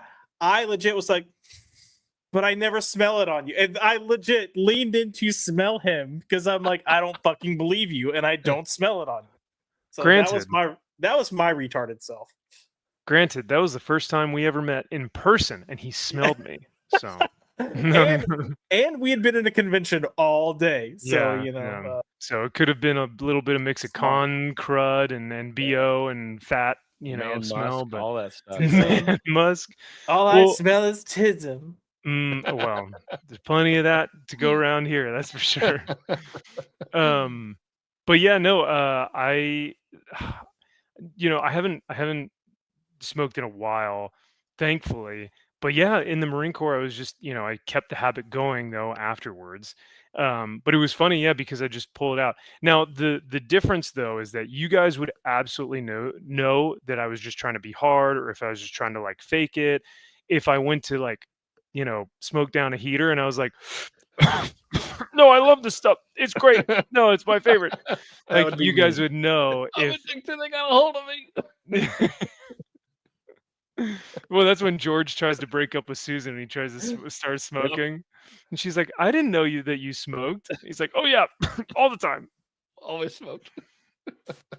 I tried smoking myself, me trying to smoke. That's exactly how I picture myself. Yeah. I tried smoking once and I was like, took a puff and I was like, all right, I'm gonna go brush my teeth. Yeah, never a cigarette. I've smoked weed out of a lot of different things and hookah and cigars, but like never cigarettes, and they're not one. Learning a lot about Kyle tonight. All right. Mm-hmm. See, I've never actually smoked weed before, or even had like a gummy or anything. Really? Okay. No, yeah. But I'm just saying it because you live in California. So for me, I would have thought at some point.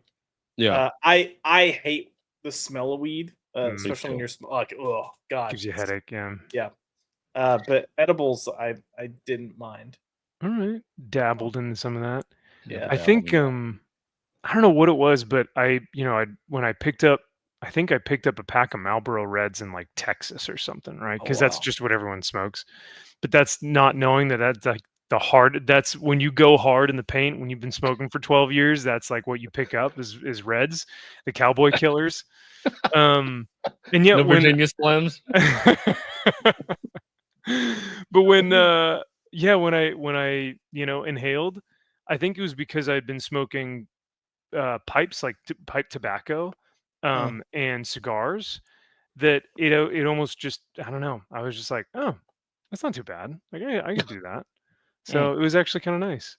Kind of nice. I don't know, I just well, it's definitely like for me it was a de-stressor. So if you guys have ever seen Fury with Brad Pitt, and after every big moment or every big scene, you see him kind of go off to the side and he just starts ripping one, because it's kind of like that, your little thing.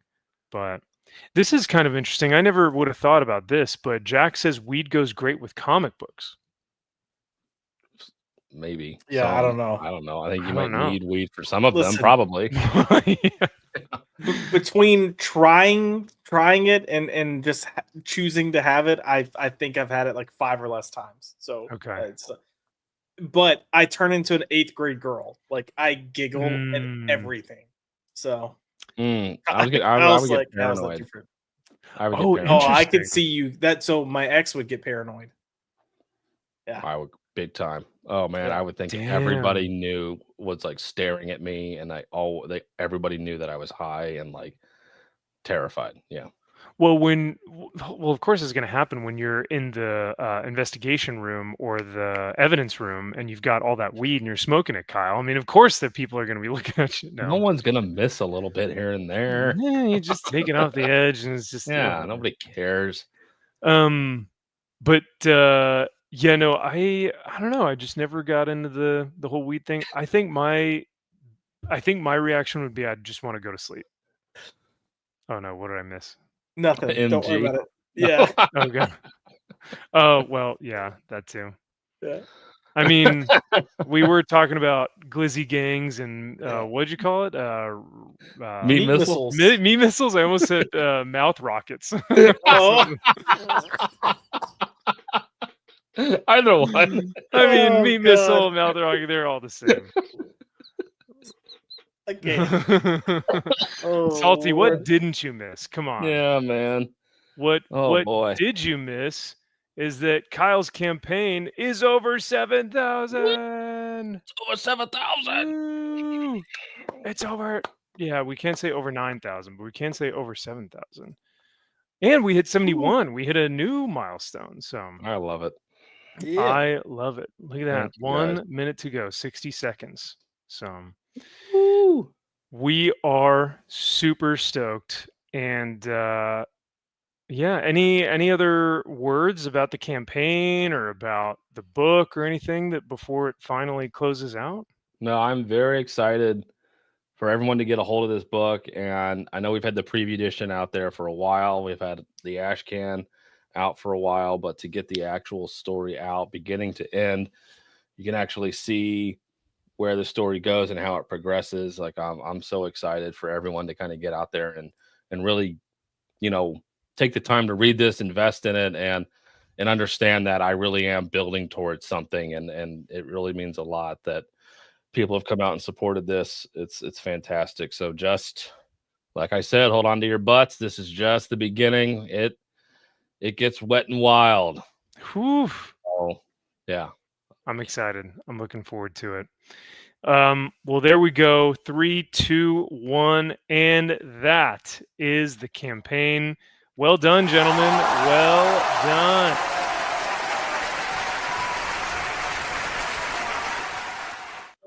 I'm out. And You gotta wait 3 more years till this is out of here. We'll see you guys in 3 years. Yeah. Good luck getting your books, fuckers.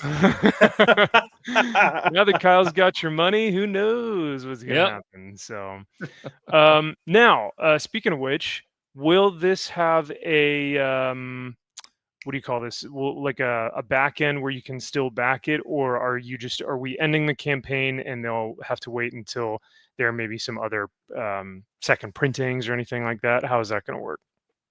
Yeah, so this will be done.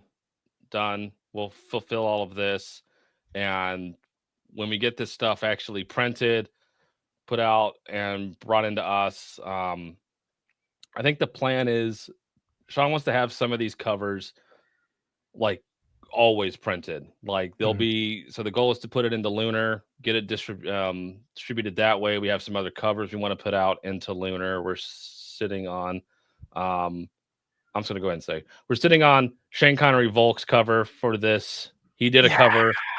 That's gonna be one of the covers that's gonna go out in Lunar. Marco Fontanelli did another cover. He did one for the ash can. He did another one that's gonna be out in Lunar.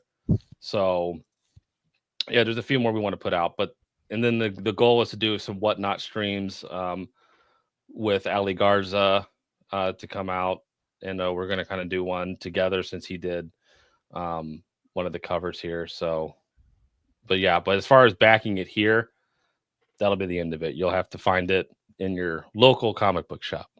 All right. Well, I am excited. By the way, if you have to step out for a sec, please feel free to, and we can cover for you. If you I was giving my wife the middle finger saying fuck off. I'm doing a show. Get out of here. No, she was saying congratulations. So. Oh, so look sweet. at that. Yeah. Oh my gosh. Not that she cares. She's like, congratulations on your stupid whatever book. And that's when you gave her the middle finger. Yes. So, suddenly a frying pan flies across the room. No. We just see Kyle's eyes keep shifting over. You just hear a female voice in the background go, "I'm still watching you, asshole." Just remember, this one's for discipline. This one's for pleasure. So. Oh, she knows all too well. Oh, we're learning so much tonight.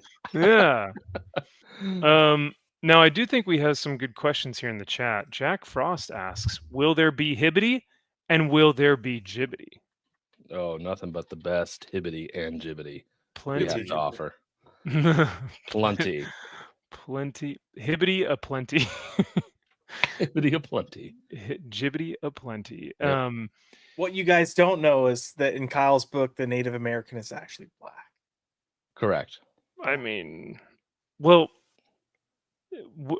we was Native Americans, like, isn't that kind of the new movement right now? Is that, you know, throughout history we've seen, like in Norway and Sweden, you know, there are black Vikings and there are like Native American or black Native American, like, yeah, I don't know, but yeah, or like what was it, Mary Queen of Scots movie with what's her nuts, Queen Elizabeth, or her like, or no, no. I'm thinking, shoot, it was who's the blonde chick that did Harley Quinn? Margot Robbie. She did that. Yes, she played Mary Queen of Scots, right? Isn't that who she? I think that's my phone. Was it? I think so, but like her top like attendant was a gay black man. Oh, not joking. Nice. In the movie, it was stupid. Yeah. Oh, I thought you were talking about that. What was it, Marie Antoinette or whatever? Where they is that the one that Netflix did where they race swapped it? Was that what that was? I think so. I forget. Salty says, "Hell yes, Kyle." I thought he initially said backed Bibly. I was like, Bibly, you know? Wait, you know about Simon Bibly? You know the Bibs? Yeah, the Bibs. Oh, but he said backed Bigley. Nice. Thank you, Salty. I appreciate it, brother. Appreciate it, Salty. Thanks, dude. I backed Bibly. I backed the Bibly. Bibbity, the hibbity Bibly. Too funny. And so yeah, so from this point on, you guys will either get the campaign or get the book either through secondary market, so eBay. So if you want to get that JMB cover metal, you'll most likely find it on. Well, you'll have to find it on eBay or something, or Whatnot streams. I think the trade Sean will print. Everything else, like if you wanted a metal or a foil or anything like that, nope. So you'll probably still be able to get the trade through the Comics Elite Whatnot streams when those, you know, eventually get out and get printed. But yeah, you'll have to find them on eBay or track me down at a con that I'll never go to maybe get one. Maybe you've got a secret stash when you go to the I might have convention. A stash. And we're not talking about weed. We're just talking about no weed comics. So my mom so this is funny. She was like, she's like, I want to back the campaign, but like, can you just get me a book? She's like, I'm like, Mom, you don't need to do that. She's like, but like, I don't want a book. Can you just get one for me? That's adorable. I love it. I'm like, dude, no, you fucking. Like, really? You can't back the fucking book? What the hell's the matter with me? I was like, yeah. So she's like, I want to give you money, but I don't want the book. Correct, basically. Okay. She's like, I know how terrible of a writer you are. I just want to give you money, though. So yeah. Okay. I feel bad. She's like, I failed you as a mother, as an English teacher. Yeah. And knowing that this is your hibbity jibbity. No. How cool. That's so cool that you've got such a supporting mom. Now, the way that you capitalize off of that, if my, business brain is working, my business brain, sorry, is that you get the copy of the book that your mother bought and you auction it off on Whatnot as Kyle's mom's comic book. Yeah. Kyle's mom's copy of Seeds of Evil, and it'll sell like hotcakes. It will. So. Now, I will say I have promised the first full issue I sign will be going to my former lieutenant, now major at the sheriff department. Oh, nice. Okay, that'll be tell cool, man. him because again, we go back a ways, and we go back to the Comics Elite podcasting days when it was me, Drew, Ooh. and Daniel Norris that we were doing the Comics Elite podcast reviewing books then. So I promised him he would get the first signed. Very nice. Well, you know what? That's probably earned, because I think, ultimately, this guy probably had such a big influence on you, especially with the story that you're telling, that makes perfect sense. That's all right. But well, how cool! You're not going to give it to that the prior Marine who, oh shoot, he was like your not what would you call one of the higher ranks within the department, like the guy who you had to go directly talk to, who's sitting behind the desk giving out all the who orders. chewed my ass out for crashing the car? Yes, yeah, that So guy. he was a major at the time. Okay, all right. Is he gonna get a copy? I don't know if he even knows I exist anymore, but I'll have to unfortunately find his number somewhere. Okay. Yeah, Well, I don't know. Darn. too funny. Yep. Well, now that the campaign is over, we are now going to go into kind of like, so the next steps are going to be getting this bad boy printed and into the backers' hands. So is there anything that you want to touch on, Kyle, with that, and like time frame wise when backers can expect to be receiving it? Yeah, so I know the printer, she and that team over there are fantastic. Anything that we and Sean have needed, like, hey, we need something like real quick, like turn around, like Ali Garza's cover for Chicago Fan Expo. Like, we needed Ali to do that cover within like 2 days, and then we needed that shit printed and Oh, like wow. that, and they were able to turn it around. So I know I was talking to Sam, who does the Whatnot streams. So Sam is a guy that works for Comics Elite. He's one of the Whatnot streamers, and he is obsessed with Seeds of Evil.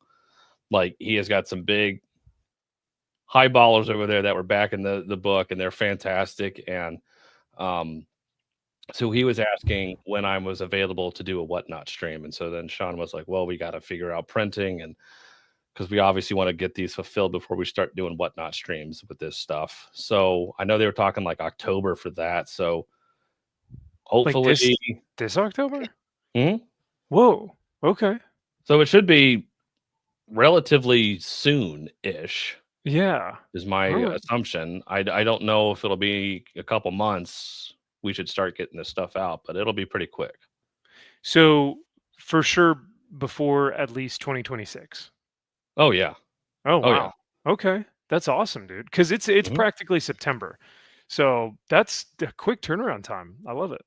Yeah, I mean, all the files are, I mean, they literally have everything. So it's just getting them printed, and they're very good at their job, and everything they're doing with the leather covers, the glow in the dark covers, their spot foils, their metals, like they have this down to a science. Like they're very damn good at their jobs. Sweet. Nice, man. All right. Well, good deal. I was worried that we were going to we were going to have to wait like a few 3 to 5 years roughly on average, right? I wish, but yeah. no. Give you more time to like look over things and go. Yeah, you guys wait. So you weren't doing this campaign to have money to live off of so you could write your book? That's not how we're supposed to do. Think about that. Damn it. Oh, wait. yeah. Oh. Well, then what the heck? Kyle, I thought this was like paying your bills. Yeah. Like your water bill, electric bill, and like I wish $7,000 could pay for every. I really do. Yeah. No, I should have thought about that. Damn it. We're gonna open it. I think we're gonna open it back up for another 30 days. We're gonna run it back. Yeah, that makes much more sense. Yep. No. Daddy needs to keep the lights on here. Keep writing. Who was it? Was it the author of Death Raider who was like sent the email to all his backers? Is like, listen, you guys pay my bills. I was like, Yep. oh, we do. Oh, Oh. I didn't know that. Is that what this is for? Well, You fuck. guys pay my bills while I'm making the book. Is it though, or are we paying for the book? Right. So. Now I know the faux pas with crowdfunding as a way to generate funds to then make the book. Yes, yeah. Yes, and I get that. Totally. We just so happen to have it to where we're recouping the funds we have used to make the comic. Some people see that as a big faux pas. I don't want to weigh in one way or the other. I'm not saying one way is right and one way is wrong. I see both sides. I don't see why both can't exist. Yeah. But I know the point is, it's like, no, I raised the $7,000. Great. Now I'm going to go make the book. Yeah. It's like, no, it's already done. It's already made. Everyone's already been paid. It's all good to go. So, yeah. Yeah, there are different schools of thought. And, I've been really happy with both ways. Like I've had books that I've backed where it was already created. And so all we had to do is wait to the campaign to end, and then they were going to ship it out. And I liked that product. And then I've also gotten products that I've waited 3 years for because of the fact that it wasn't even created and they had to actually then make it, and love that too. So, yeah, there's been some good stuff on both ends, but agreed. Speaking of which, I actually have something here that I backed, that if you don't mind, I'll show off for show and tell. Okay. I got two more things too I want to show off. Ooh, okay. Here, actually, well, I'll let you finish because no. You go. All right, very well. Because yours are probably better than mine. So. Oh, well, I don't give a fuck what you have. It's better. Oh, so one confident. Very. One confident. of these is I know is better. Okay, it's gonna be like a baseball card or something. And I'm gonna be like It's Pokemon, but yeah. Well, actually, in that case, if it's like a holographic Charizard, then okay, yeah, then you beat me. But of course. So we were just talking about campaigns. We were just talking about backing. Well, there is a project called Essential Sequential. They have been doing a couple different books on Kickstarters and Indiegogos and stuff like that. And they do what's called the Marvel Art of, and they have a couple different books in the series. But I backed one that was the Marvel Art of David Finch, and then the most recent one that I backed is the Marvel Art. Hold on, so let me show you the box. Oh, so very nice. And these are, I think they're 11 by 17, yeah, but they're essentially just like artist editions. But they come in these nice, branded boxes, and you get some cards and posters and things here. But this is the art of Andy Kubert. Andy Kubert. So these are pretty freaking rad. The Bert. All right. The Bert himself. Ooh, is that the back? Yeah. Well, fuck off. I love that. Pretty cool, right?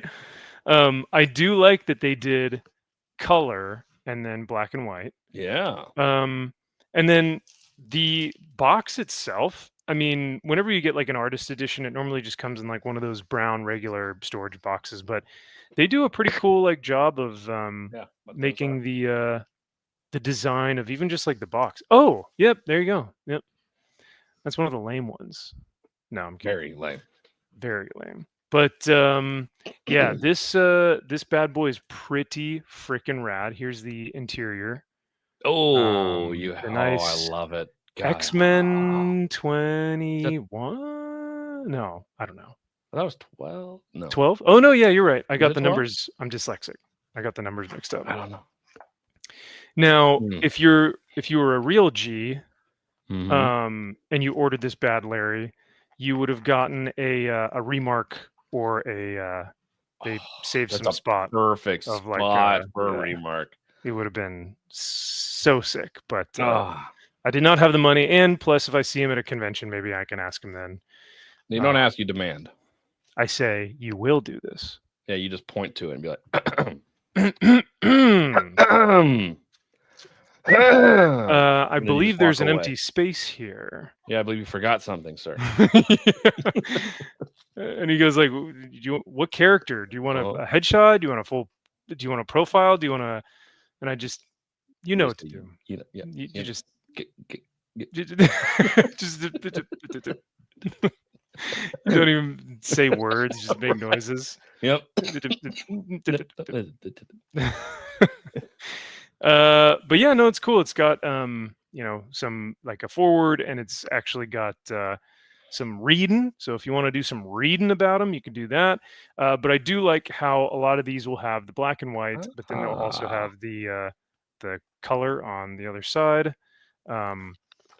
They do that for a couple of his covers. I love that cover. Oh, dude, so many of these are just like classic. Just like my childhood, like when I was a kid, a lot of that. It's like, God, so iconic. Yep.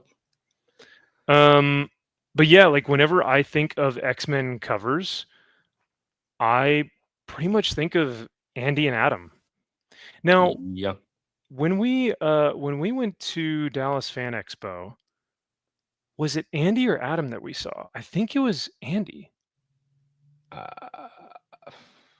Because I remember him signing. Yeah, I remember him signing this one. Oh, we were both wrong. It's issue 24. Fuck me. All right. We were wrong. But I do remember him signing this one for me, I think. Yeah, which was it? Was it Andy or Adam? Was it Adam? Andy. Was it Andy? Okay. I wasn't. It was Arthur. Yeah. It was Bert, actually. Bert and Ernie. Yeah. Yeah. And then they've got some commissions in the back here. And then they have the fold-out poster.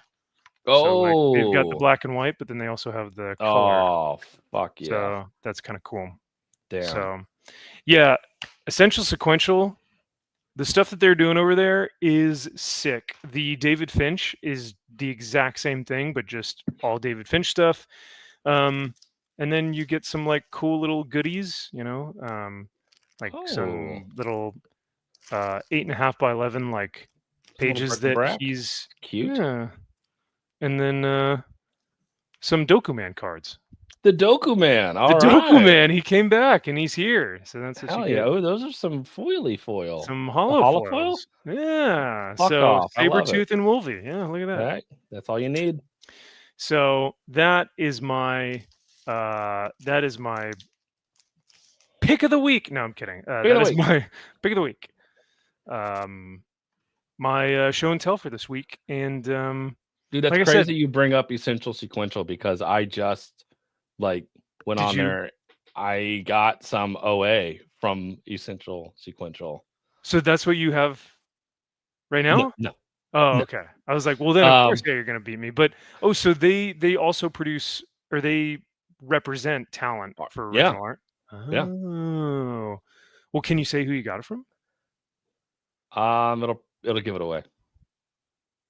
Like the character or the artist?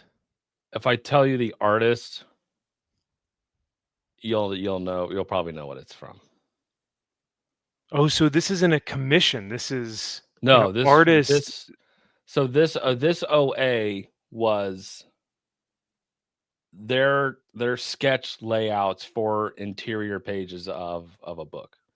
Oh, I have that I just got because I didn't realize they did that. I was like, oh shit, you actually have a stable of artists. And I was like, I wonder if this is. I was like, oh fuck, this is here. And I was like, oh, these prices are not bad for these like original sketch layouts. It's not the actual pages. Sure, it's a storyboard, but it's their layouts of what they wanted these. Actually, it's this layout of 4 pages of interior art, and I'm like, that's pretty cool. Wow. Yeah. Well, is it a name that we'll recognize? Yeah. Maybe. I'm wondering if it's from a series that you've recently enjoyed. Maybe. Because Essential Sequential, I feel like, does a lot of Marvel stuff.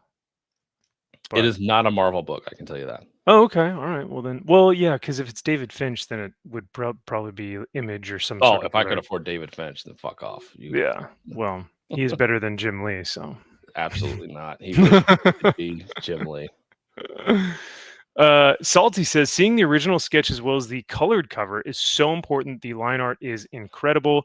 You know what's fascinating is, as I've become a connoisseur of like comic art, seeing the pencils and then the inks and then the colors, it's like each one is a completely different piece.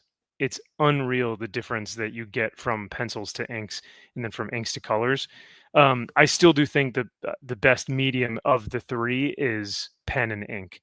I think that just the black and white pens and inks, seeing it in just like all its glory before color hits it, it's just so perfect. Pencil, I feel like, doesn't do it fully enough justice, but once you get that ink on there, completely changes it. So comes alive. It really does, man. It gives it that 3D feel. It does. But I agree, Salty. You have to kind of see both to really kind of understand what's going on. All right. Well, I guess I have to cede the rest of my time to Big D, Rod Rocket over here. Glizzy Gang, King. Oh God. King. Terrified. King Meat Missile. Gotta hand it to you next and see if you think you've got two other things to show off. All right. One of these won't top it. I got this in the mail and I'm glad I got it. Okay. This was I forget what issue of Batman this is, but it's the Alex Ross signed. Oh, you did? That's San Diego Comic-Con variant, yeah? Yeah. Nice. I love that. Yeah. It's so good. I It's just love it. so cool. Yeah. I do like that the black is almost like painted on, like you can see the brush strokes of like how they do. Yeah, that's cool. Now this. Oh boy. Oh gosh. I don't know if you boys are ready for this. Hold on your butts. I don't know. I don't know if it's even worth bringing this out on this stream right now. Oh no. But we had some blind bags pop up. Oh, of some Battle Beast. And we did. So the blind bags that we opened? Yeah. And I had a blank in there. Oh, you did. I did. And I was like, you know what? I think I want to reach out to somebody to maybe have a commission done on one of the blind bags. Okay. I just so happened to have gotten it back. Wow. And I got Shane Connery Volk to do a Battle Beast. One Battle Beast, please. Wow. One Battle Beast, please. How cool, dude. That's so rad. Yeah. I love it. It's a shame that it wasn't an actual cover, because this is better than most of the covers. Dude, seriously. That's what I was about to say. There were a ton of covers in those blind bags that I was like, I'm not feeling this one. Wow, he did great. He really used up the entire canvas there. Yeah. And it was funny when I asked him, he's like, I don't even know what Battle Beast is. He didn't even have heard of it. He's like, I don't know. He's like, what's Battle Beast? What's that? He's like, read the fucking book, dude. You're like, dude, it's not Chewbacca. Come on. Yeah. He's like, I'm just going to draw some... Chewbacca's cooler. Wow. Josh would say that because he doesn't have Battle Beast in his top 10. It's fine. Nah. Salty says, holy effing poop, that rocks. And Gavin says, "Just f off, dude." See, I know. Dropping Man, the heavy D. Yeah, I was about to say you're really making people upset with how great that cover is. Yeah. Wow. I gave him nothing. I just said, "Can you just do Battle Beast on here?" He's like, "I don't know what that is, but sure." Hilarious. I love he it. does that. That's amazing. Yeah. That's what's so cool is that like you could get him to do anything and he's going to give his interpretation, and 9 times out of 10 they're so rad and unique. Yeah, So. it's funny, like him, J&B, everybody. It's like I want to give you less direction on things. You're just you're those artists that I don't want to put the guardrails up. Yeah, I want you just uninhibited, like you just go fucking wild. go crazy. Yeah, yeah, go crazy, go nuts. And I wonder if that happens with like directors too on like movie sets, like where they're just like, I need this guy's unbridled, raw, creative vision to come through. So I'm just going to let him do his thing, whether it's an actor or a director, and a producer is just like, I'm not going to touch this because I'm going to let them do their thing.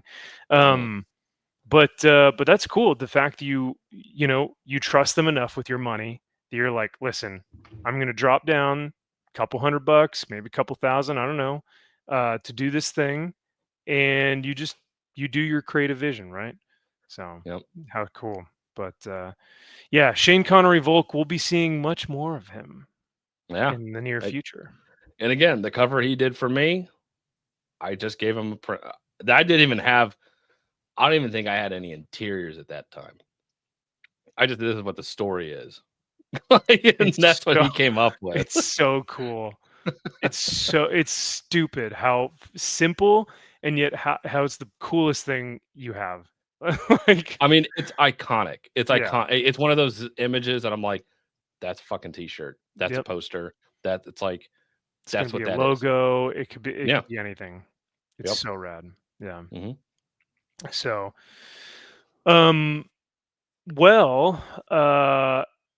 that definitely trumps my art of Andy Kubert. So of course I'll cede to that, and very, very well done, sir. Thank you. Yeah, of course. But I can't believe it got here so quick from old Canada over there. And that they didn't tax you like $300 just to get over the border. Fuck me, what it cost to get it up there. Holy shit. Bro, I remember I tried to send Josh, the MVP hat you have? Yeah. It's like, it's good quality, but it's lightweight. I tried to send my MVP hat to X-Ray Girl, who happens to be in Canada. They wanted $90 for me to send that baseball cap to her in Canada. I believe it. I remember this because I think you were like, "Hey, I'll just give it to you. See you." Mm-hmm. Yeah, I remember that. This was like this shipping this one book. It was like $60 or $70. I was like, "The fuck." It weighs nothing. Like, what are you talking about? It's literally like pieces of paper stapled together in a cardboard box. Yeah. Yep. I think the Gemini mailer weighs more than the book. I'm like, what the hell? I was like, oh my God. Yeah. I'm like, this better be the fucking greatest goddamn commission I've ever got. Or you can fucking keep it. Watch, you see, he takes the picture for you and he's like, what do you think, dude? It's in the mail. And you're just like, I don't want it. No, don't send it to me. Return to sender. Yep. Oh, man. Oh, no. Speaking of shipping to Canada, MG says, sorry, Kyle, I knocked you below 7K with shipping to Canada. Dang it. Yeah, you're going to have to pay MG to Canadians. We'll see about that. I should have said no Canadians. No loonies here. Yeah.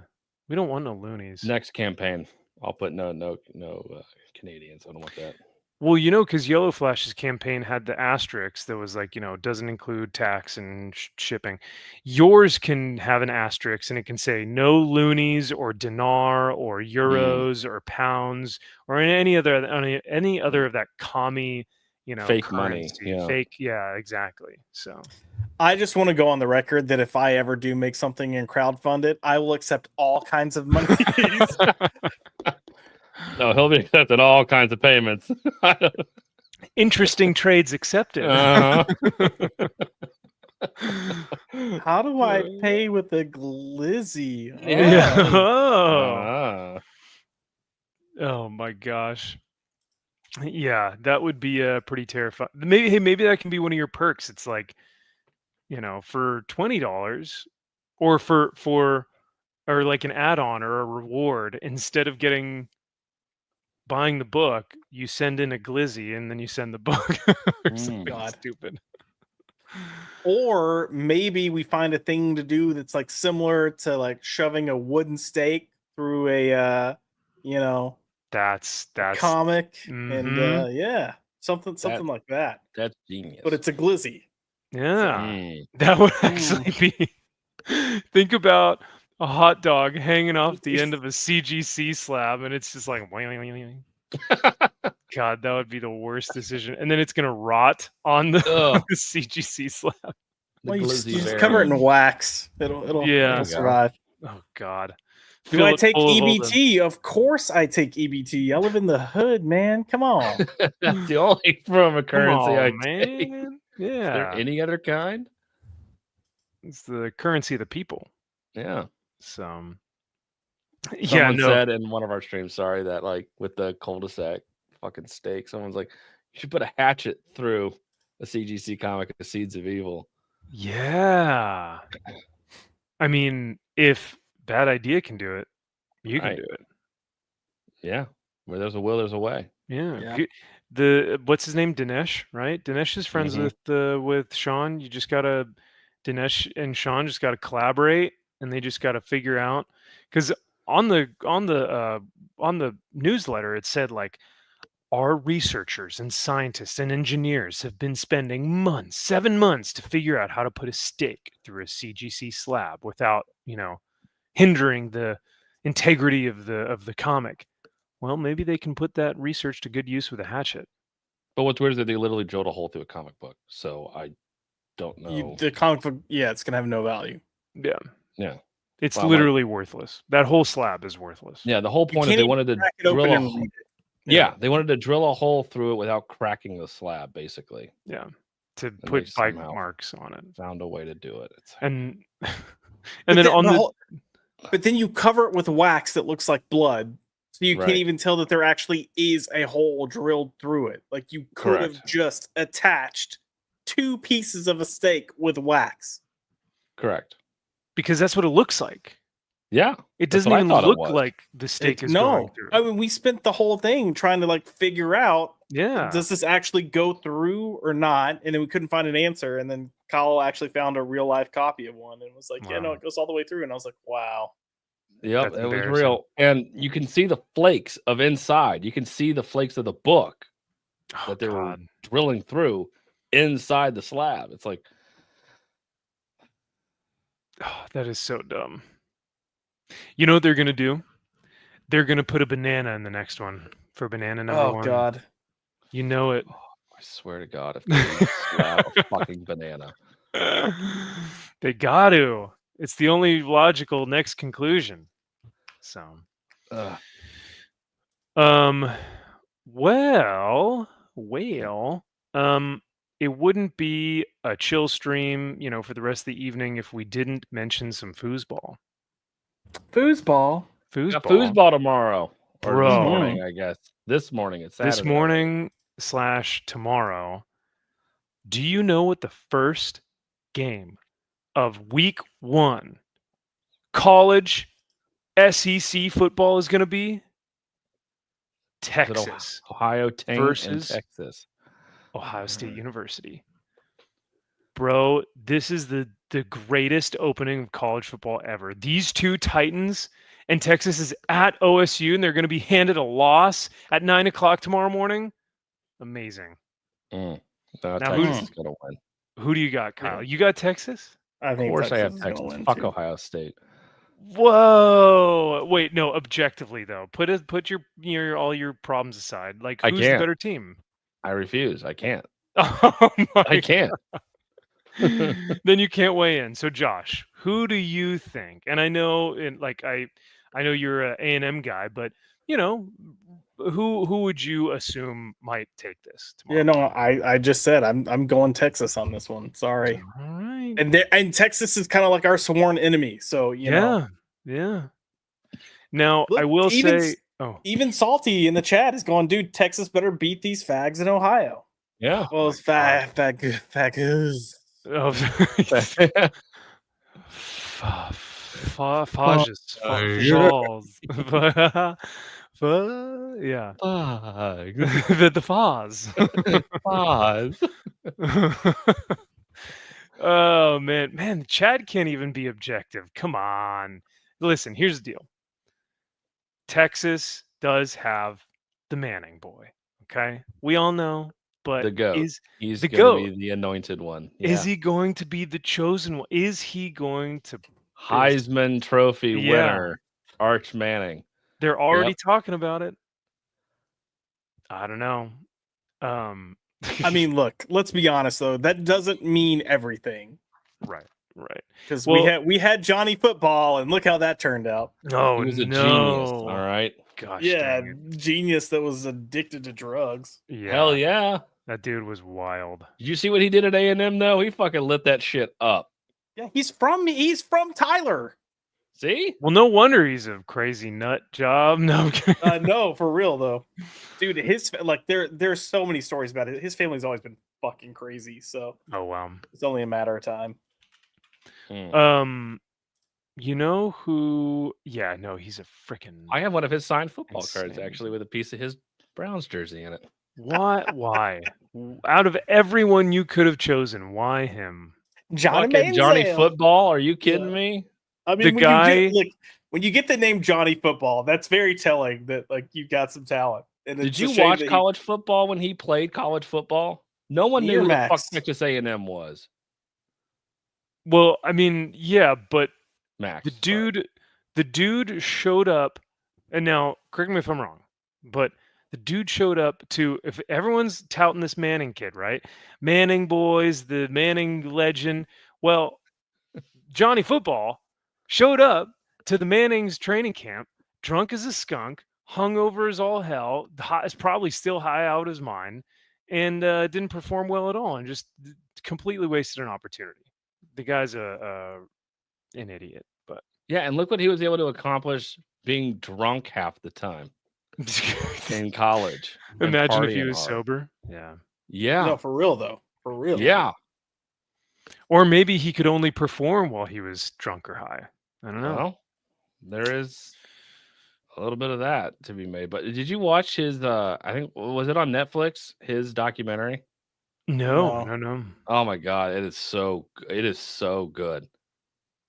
Like how much money he was making on the back end of his deal. Like he went into everything as far as what he was doing on the back end, like stuff he would do, go and party, do all this stuff, do all these signings, and make all this money, make up these bullshit stories, and like the stuff he did at the draft, like just completely fucking oversleep and not do anything at the draft. Like what he was able to accomplish with all that crap and some of those wins he had. I mean, just absolutely crazy, setting records for throwing total yards. I mean, God, he was lighting that shit up. I just remember not knowing who the fuck Texas A&M was, and then only caring when he started playing. And you couldn't help but watch the kid. Now you may have fucking hated his guts, but you couldn't help but watch. It's entertaining. That's true. Yes, he was.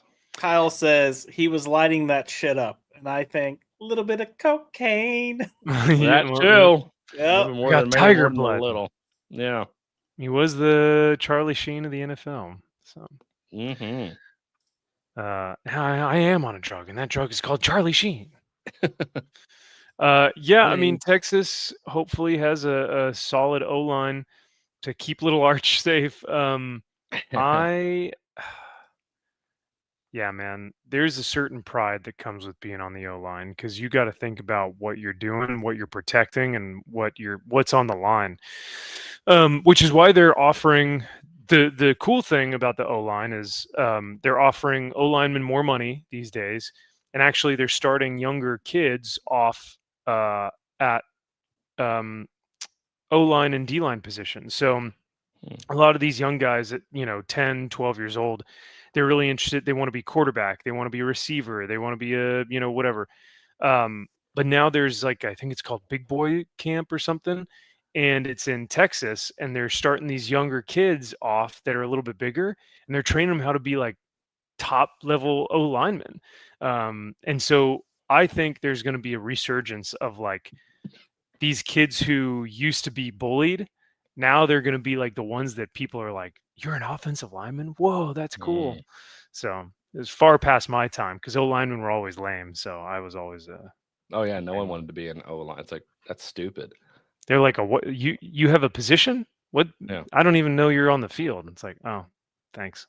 You're just a fat slob. You can play football. You're just a fat slob who just like does this to people, right? Oh yeah, I don't care about you. Mm-hmm. I want to see him throw a football. It's like, yeah, do you score touchdowns? Well, but then right after that, or at the same time, Tennessee. But the game everyone's watching on ABC. Like, yes, they like, are. Fuck. God, of course they have the time slot that the biggest two teams in college right now are going to be playing. So you bet your bottom dollar, though, I'm going to have that sweet, sweet YouTube TV quad screen playing. The quad box. And I'm just going to like lay back and just envelop myself in the quad box. Mm-hmm. I can't do that, man. Like it's too overstimulating. Oh my God. I'm just like, it makes me anxious. Like, my wife hates it when I have the quad box on. She's like, can you just pick one? No, woman. Yeah, I'm like, what are you talking about? Like my eye starts twitching. Yeah. Because I could be watching King of Queens at the same time I'm watching Tennessee play. Come on. Like, no, I got to be able to not focus on 4 games as opposed to 1. Exactly. And yeah, not focus on 4. But the worst is when all of them are playing commercials and you're like, God, are you kidding me? Not one of them can be playing football. All of you are stupid at the same time. It's like, what are you doing? This is the worst decision ever. I'm paying $100 a month for you. God. Mm-hmm. But yeah, so funny enough, now last year, Kyle and I and Josh and Drew, we all joked that maybe I come down for an indie game because at the time, and you guys may be able to look back, a year ago on some of our previous streams, but at the time, Indy was slotted to play Tennessee in the playoffs. That's right. And so I told Kyle and Drew, and I was like, if Tennessee plays, I'm coming to you guys. And so we were thinking about it, and then we wanted to get Josh on board to come and hang out. I do not think that will happen this year. However, you're going to be blowing them out of the water. My gosh. They're going to blow the doors off of the Big Ten. So that's a hilarious joke. That's actually really funny. Once Ohio State loses this game and they turn into the biggest fucking pussies of all time, they are just going to have an epic collapse. OSU? Yeah. So they're going to lose every game after this, eh? Several, enough to where they'll become irrelevant. So their next game after they play Texas, and they play who? The Tigers? I don't even know who this is. Don't worry about it. The Grambling Tigers. Yeah. They're going to lose that, huh? They might. The Ohio State Bobcats. Yep. Yep. Miami of Ohio, I think. Washington could lose. Illinois could lose. Ooh, Penn Michigan. State. Yep. They'll probably lose to Penn State. Dude, why do you say that? Because Penn State is very good. They are very good, but I mean, they lost their tight end from last year. That was just a freaking killer, dude. Yeah, he played fullback, center, tight end, and quarterback and receiver. I think the Colts drafted him, I believe. Oh, did they?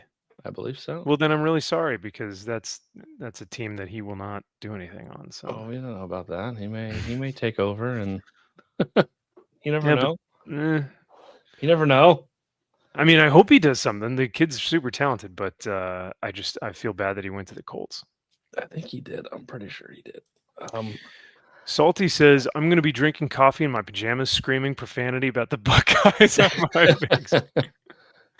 Dude, it's like Christmas morning. I cannot like coffee, football, perfect combination. Yeah, there's nothing better. No, it's great. Have you started to get little man to watch football or no? Yeah, so college football is a little easier for him to watch because it's on earlier, because literally at his nap time is from 12 to, if he sleeps well, like 3:30.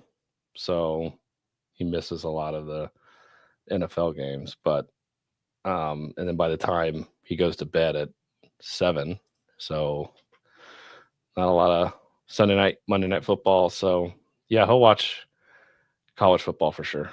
Nice. Okay. Mm-hmm. Yeah, MG says, back in my day, this was a comic book show. Sorry. We have evolved. Mac doesn't read comics anymore. Yeah, Max doesn't read new comics anymore. Yeah. We have transcended. Max is so anti-comics now that he's taken all of his omnibuy, all of his statues.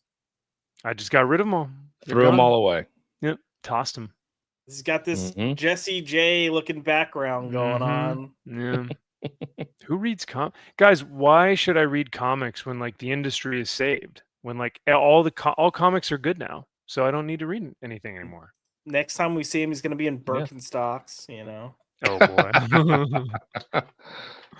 I wore a suit today to work that like one of my employees was like, it's giving you're a real estate agent. I was like, I don't know how to take that. Yeah, like, I don't know. Good or bad?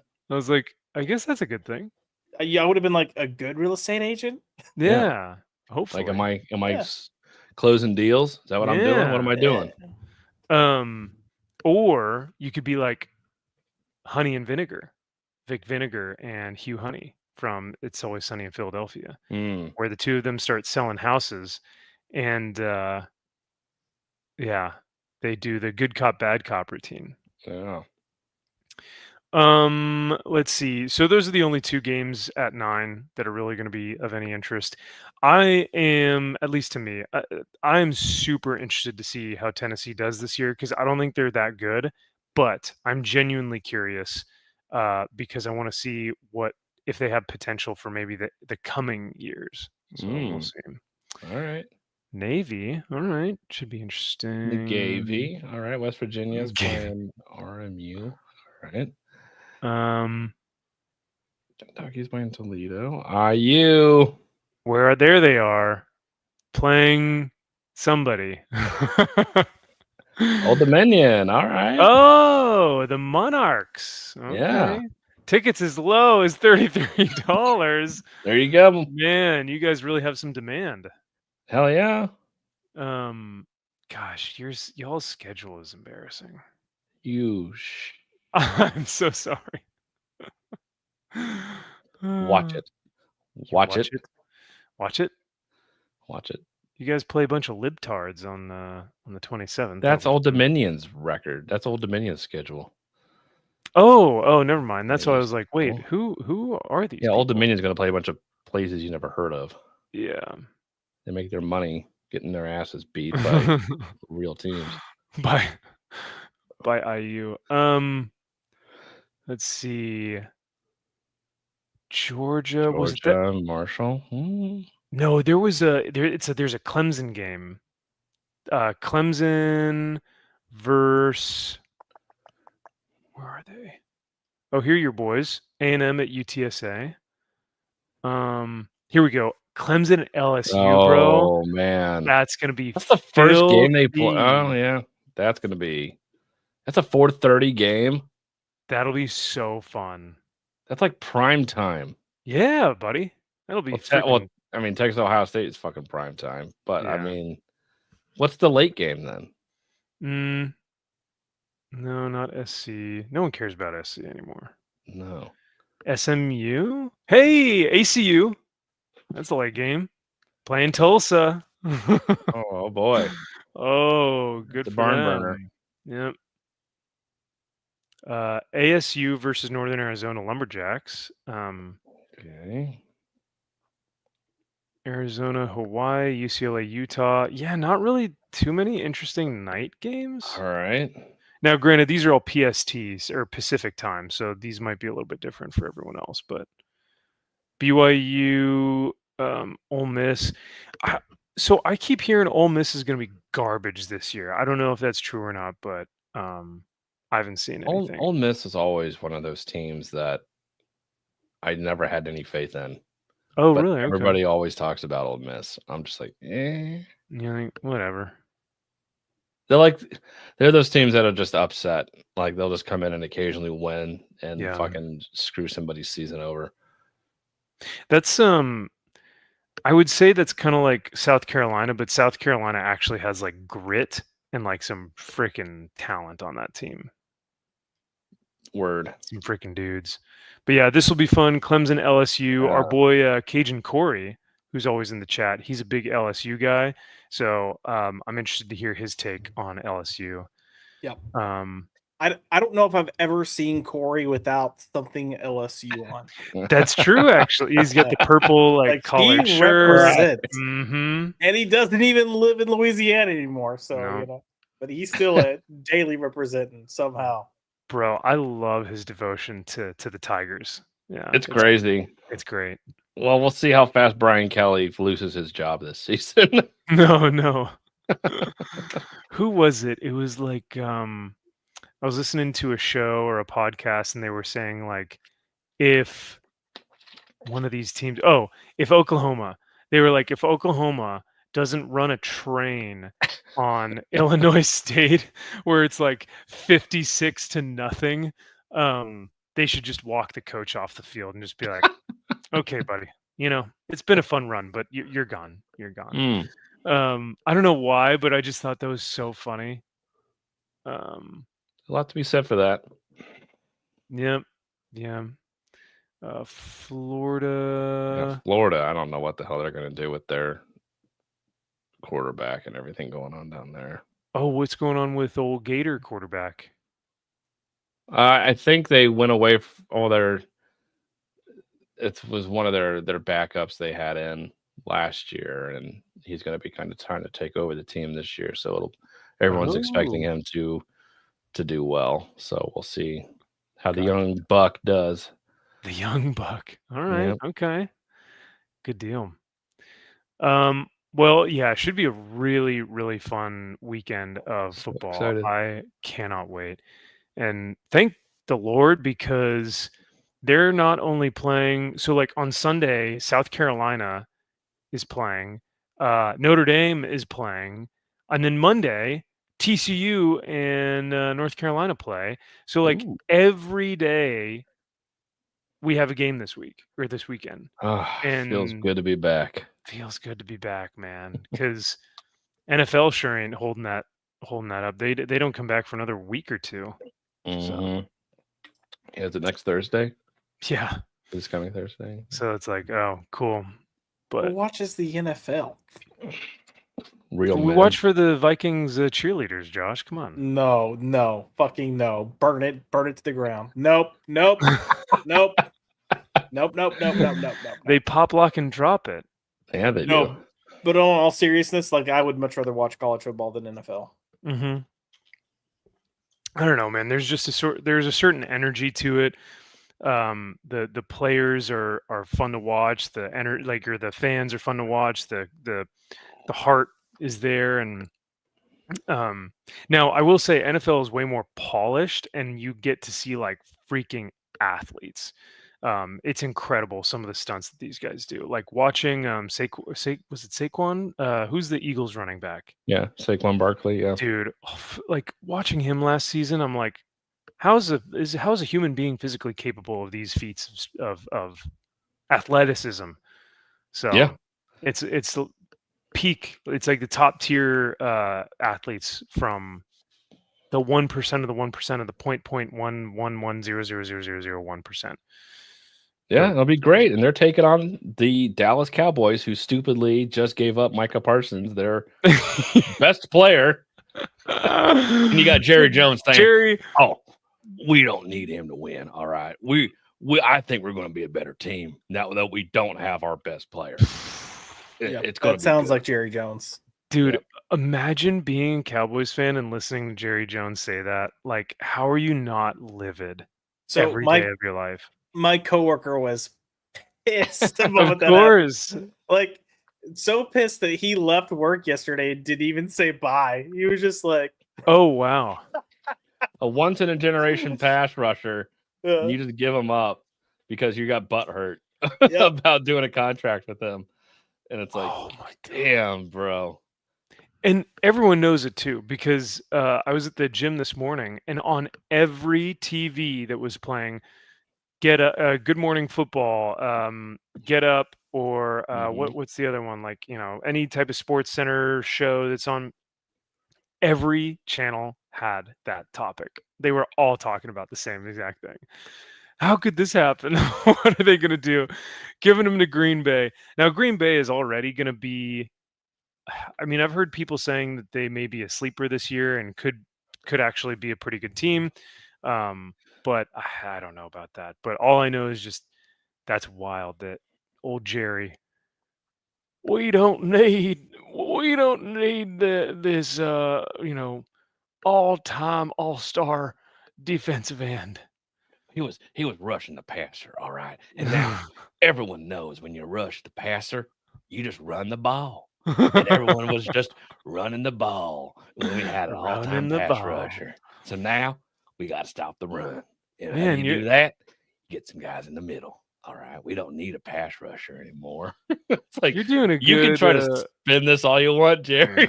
You done fucked up, bro. No one's happy.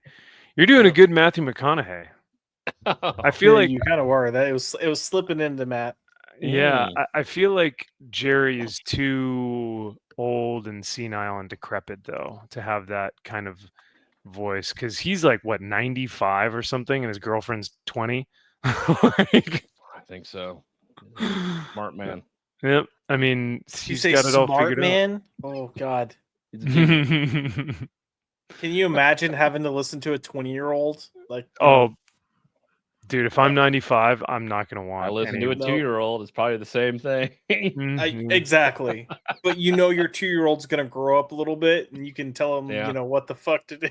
Yeah, that 20-year-old girl thinks she knows everything. Yeah.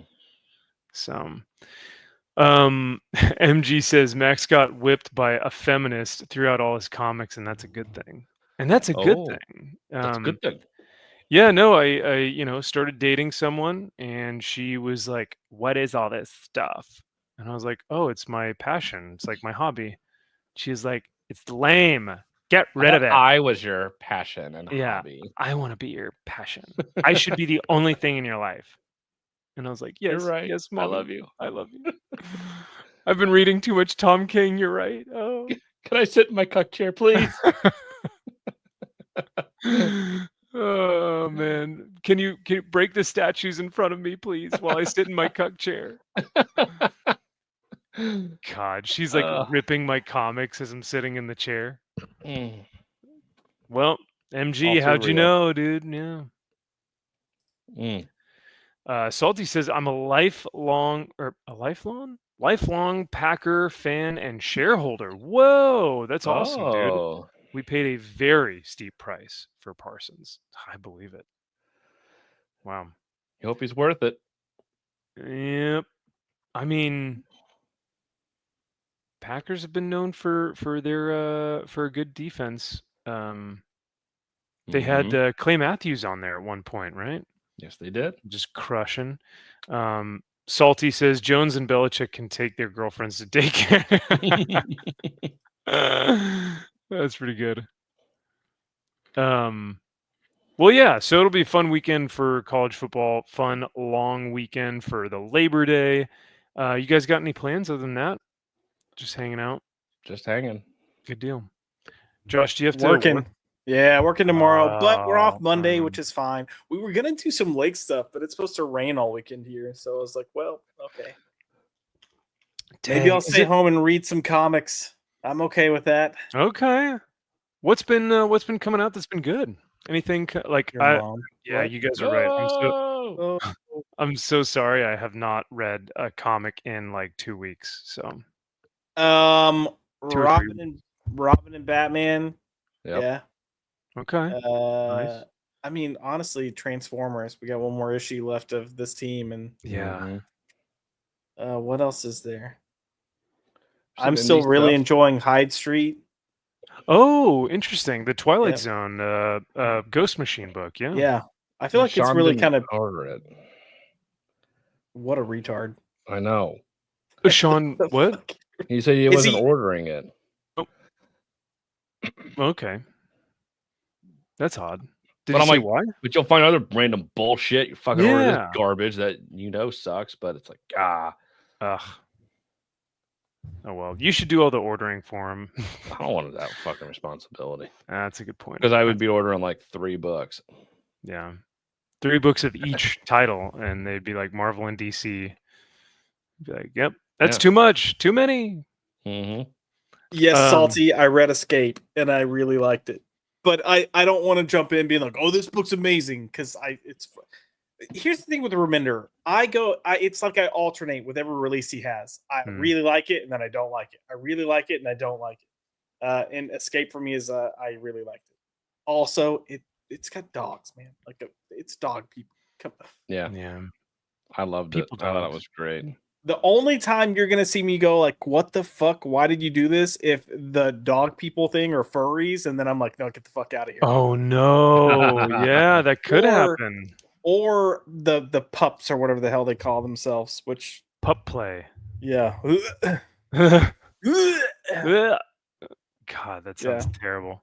Like that actor that's going to be in that show, Max, that Marine show that's coming out on Netflix. Yeah. I mean, Marines are degenerate, man. They'll hump just about anything that moves or doesn't move for that matter. But I don't think they would partake in pup play. Yeah, no, this actor does though.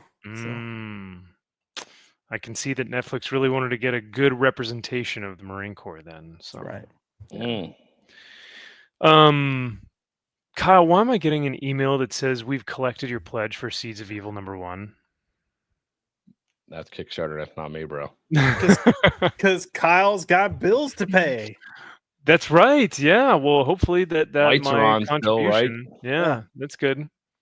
All right. He's like $7,000. That's 3 months worth of mortgage plus a few other things. God damn, I wish. Fuck. That's a few days at daycare. Okay. Yeah. Few days. Christ. Oh my yeah, Lord. dude. Daycare's fucking expensive. Like, yeah. Oof. It's a mortgage payment. Yeah. Oh my Lord. Like I've had managers that have worked for me that were like, my entire paycheck is covering my kids' daycare. Why am I working? It feels about like that. Yeah. Yeah. Yeah. It's crazy.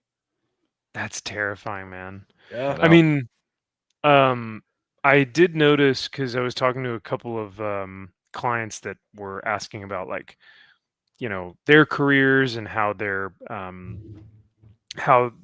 current revenue stream is like paying for different things or whatever. And we were talking about how for most people right now in California, 50% of their income goes straight just to rent or rent or mortgage. But now it's getting up to be more like 60 or 70. Like imagine getting your paycheck and then just 70% of that just goes straight to just so you can live somewhere. Crazy. Yeah. So scary. But to then think of that also in the context of daycare too, man, it's so much. Yeah. But at least, he's being taken care of and people are looking after him. And then he's got... I'm not fucking doing it. You want me to what? Yeah. You want me to raise this thing? Day? Fuck that. No. Mm-mm. Salty says that he got the same email. Biatch, better have my book. That's right. Bitch, better have my money. Yeah. Yeah. Good luck getting the book. Good luck, Bucko. Buckle yeah, up, gotta Buckaroo. catch me first. Yeah. My 6-year-old niece's private elementary cost more a year than my college did in the early 90s. Oh my lord. Yeah, no, I believe it. That I believe tracks. it. Yeah. That totally tracks. That's why you need a nice Josh. This is why I was telling you. If I find a nice Russian lady, a Russian lass, she'll just stay home. Yeah, and I had said no, Max, because she'll try to poison me for my money. And then I had a separate friend just say, no, you just gotta hit her, knock her around a little bit, and then and she'll respect you because she'll be like, in my culture, that's exactly what our men do. So yes, that was a legitimate message from one of my friends it because really I was sharing that joke that Max gave, or Max said, and they were like, "Oh no, Russian wives are great. You just have to like smack them around a little bit, and they'll be like, okay, I respect you, and then they're perfect." I was like, "Oh dear God." I like too that he was like, I don't know why I said that, but I believe it's true. I hold that it's still true. And I was like, I believe it's true. That's Fran. Yeah. Oh God. To give you context to Fran, like if you ever wanted the idea of like trust fund baby, that is Francisco. Dude has family has money out the wazoo, and he's just like, yeah. Just for my 21st birthday, we flew to New York and da, la, la, la, la. You're like, oh, okay, well, yep, nope, I did not do that on my 21st. You live a different life than I ever will. 100%. I'm like, I stayed home in my underwear and smoked cigarettes, and then there are levels to this shit. Mm-hmm. I'm not on yours. I went to medieval times with me and a friend. A friend. That was how I spent my 21st. No. Right. I mean, don't get me wrong. That sounds like a dope ass 21st going to medieval times. Yeah. Russians are okay. The Ukrainians will do that for real. Trust me. Ooh, Salty maybe has experience. Very nice. Or maybe even Romanian. Wow. Romanian. Yeah, but aren't they all vampires up there? Gypsies, at least. Yeah. Don't shrink me, Gypsy. Yep. I don't know about all that. Yeah. So, or you could get, a what would be the correct, because you have Japanese, Korean, Chinese, but I feel like Japanese would be much more. I don't want to use the term submissive, right? But that's kind of their culture. Hi, arigato. Hi. Yep. Oh, you want your tea? Max-san, here's your tea. Thank you, Yingling. As I keep reading my comics as we're doing a stream. Yes. Come on. Yep. brings you food. Yeah. Hi. Oh, hi. Yeah. Hi. Get out. Fuck off. I was just the worst person ever. Max, what have you become? I'm like, man, she's great. She does my laundry. She cooks for me. She does all my stuff for me. I didn't realize how great this was. No, it's terrible. We're all going to hell. Every single one of us. Yep. It's funny though, but great. Yeah. My future wife is gonna watch this stream back, and she's gonna be looking at me the whole time, just like, yeah. Yeah, is that what you think? Is that what you think wives do? Huh? Okay, that's what you think. No, please, yeah. Continue. She's like, you want me to wear a kimono too? Is that what you want? Yeah. No. Just a black cat cosplay. That's all. A guy can ask for that. That's not a lot. It's not asking too much. Exactly. Thank you. Max is dating California SJWs, and he's worried about vampires. Sure. Actually, vampires, being a vampire does not sound as bad as it would be considering the people that live here in California. That's for sure. So, well, other than that, I think we can start to wrap things up here. But guys, I appreciate you hanging out tonight. And once again, Kyle, dude, congratulations on a hugely successful campaign. This is such an exciting opportunity and successful or an exciting moment that we get to share this with you. So I appreciate you letting us do this for you. No, and thank you guys again for having me on to promote this book. It's exciting, it's fantastic, and I can't thank you guys enough. This is it's unbelievable that you guys were here and able to support this and back it in the way that you guys did. It means a lot. And again, first time out, you never know how these things are going to go. So it was very successful, and which means issue 2 will probably happen, thank God. So look forward to that. So yes, I will the team will keep everybody updated on as far as shipping and any of those updates. So we'll make sure to keep everybody abreast when we start shipping this stuff out, and you guys can get it in your hands and you can read it and review it. And if you say anything bad, I will fucking murder you. Demonetized. Yep. We need in Minecraft. Mm-hmm. In Minecraft. In my mind. Yeah. I want to go on record that I got duped into being here. I was told we're interviewing Jonathan Marks Badavecchia. Mhm. Do you want to join us for this? And I was like, fuck yeah, I do. And I'm like trying to make sure I look good. I took a shower, I've got his art ready to go. And then they're like, yeah, no, he's not. And I was like, oh. And it wasn't even yeah. And it wasn't even that like, oh, he couldn't make it. It was that he was going to make it. He was here. He was actually he was backstage, but somebody had Max was not. Time. But I was not. I was gone for an hour. So yep. Max could have started the stream early, and he and Jonathan could have just been talking. So what do you like to do for fun? Yeah, we're just like killing time. So what's up? He's like, man, I actually have to go. And I'm like, but the guys aren't here yet. And he's like, no, I'm sorry, I'm just gonna leave. the truth is, Jonathan was like ready to be here, right? Yeah. And then he was like, oh wait, who's this Josh? Is that the guy that was in the comments when I was on last time? The one who was at like the pizza place eating that just kept like commenting weird shit. Oh yeah. Actually, I got a family emergency I need to tend to. Yeah, that's exactly sorry. Yeah. Block. The Homer Simpson meme where he just kind of slowly goes back into the bushes.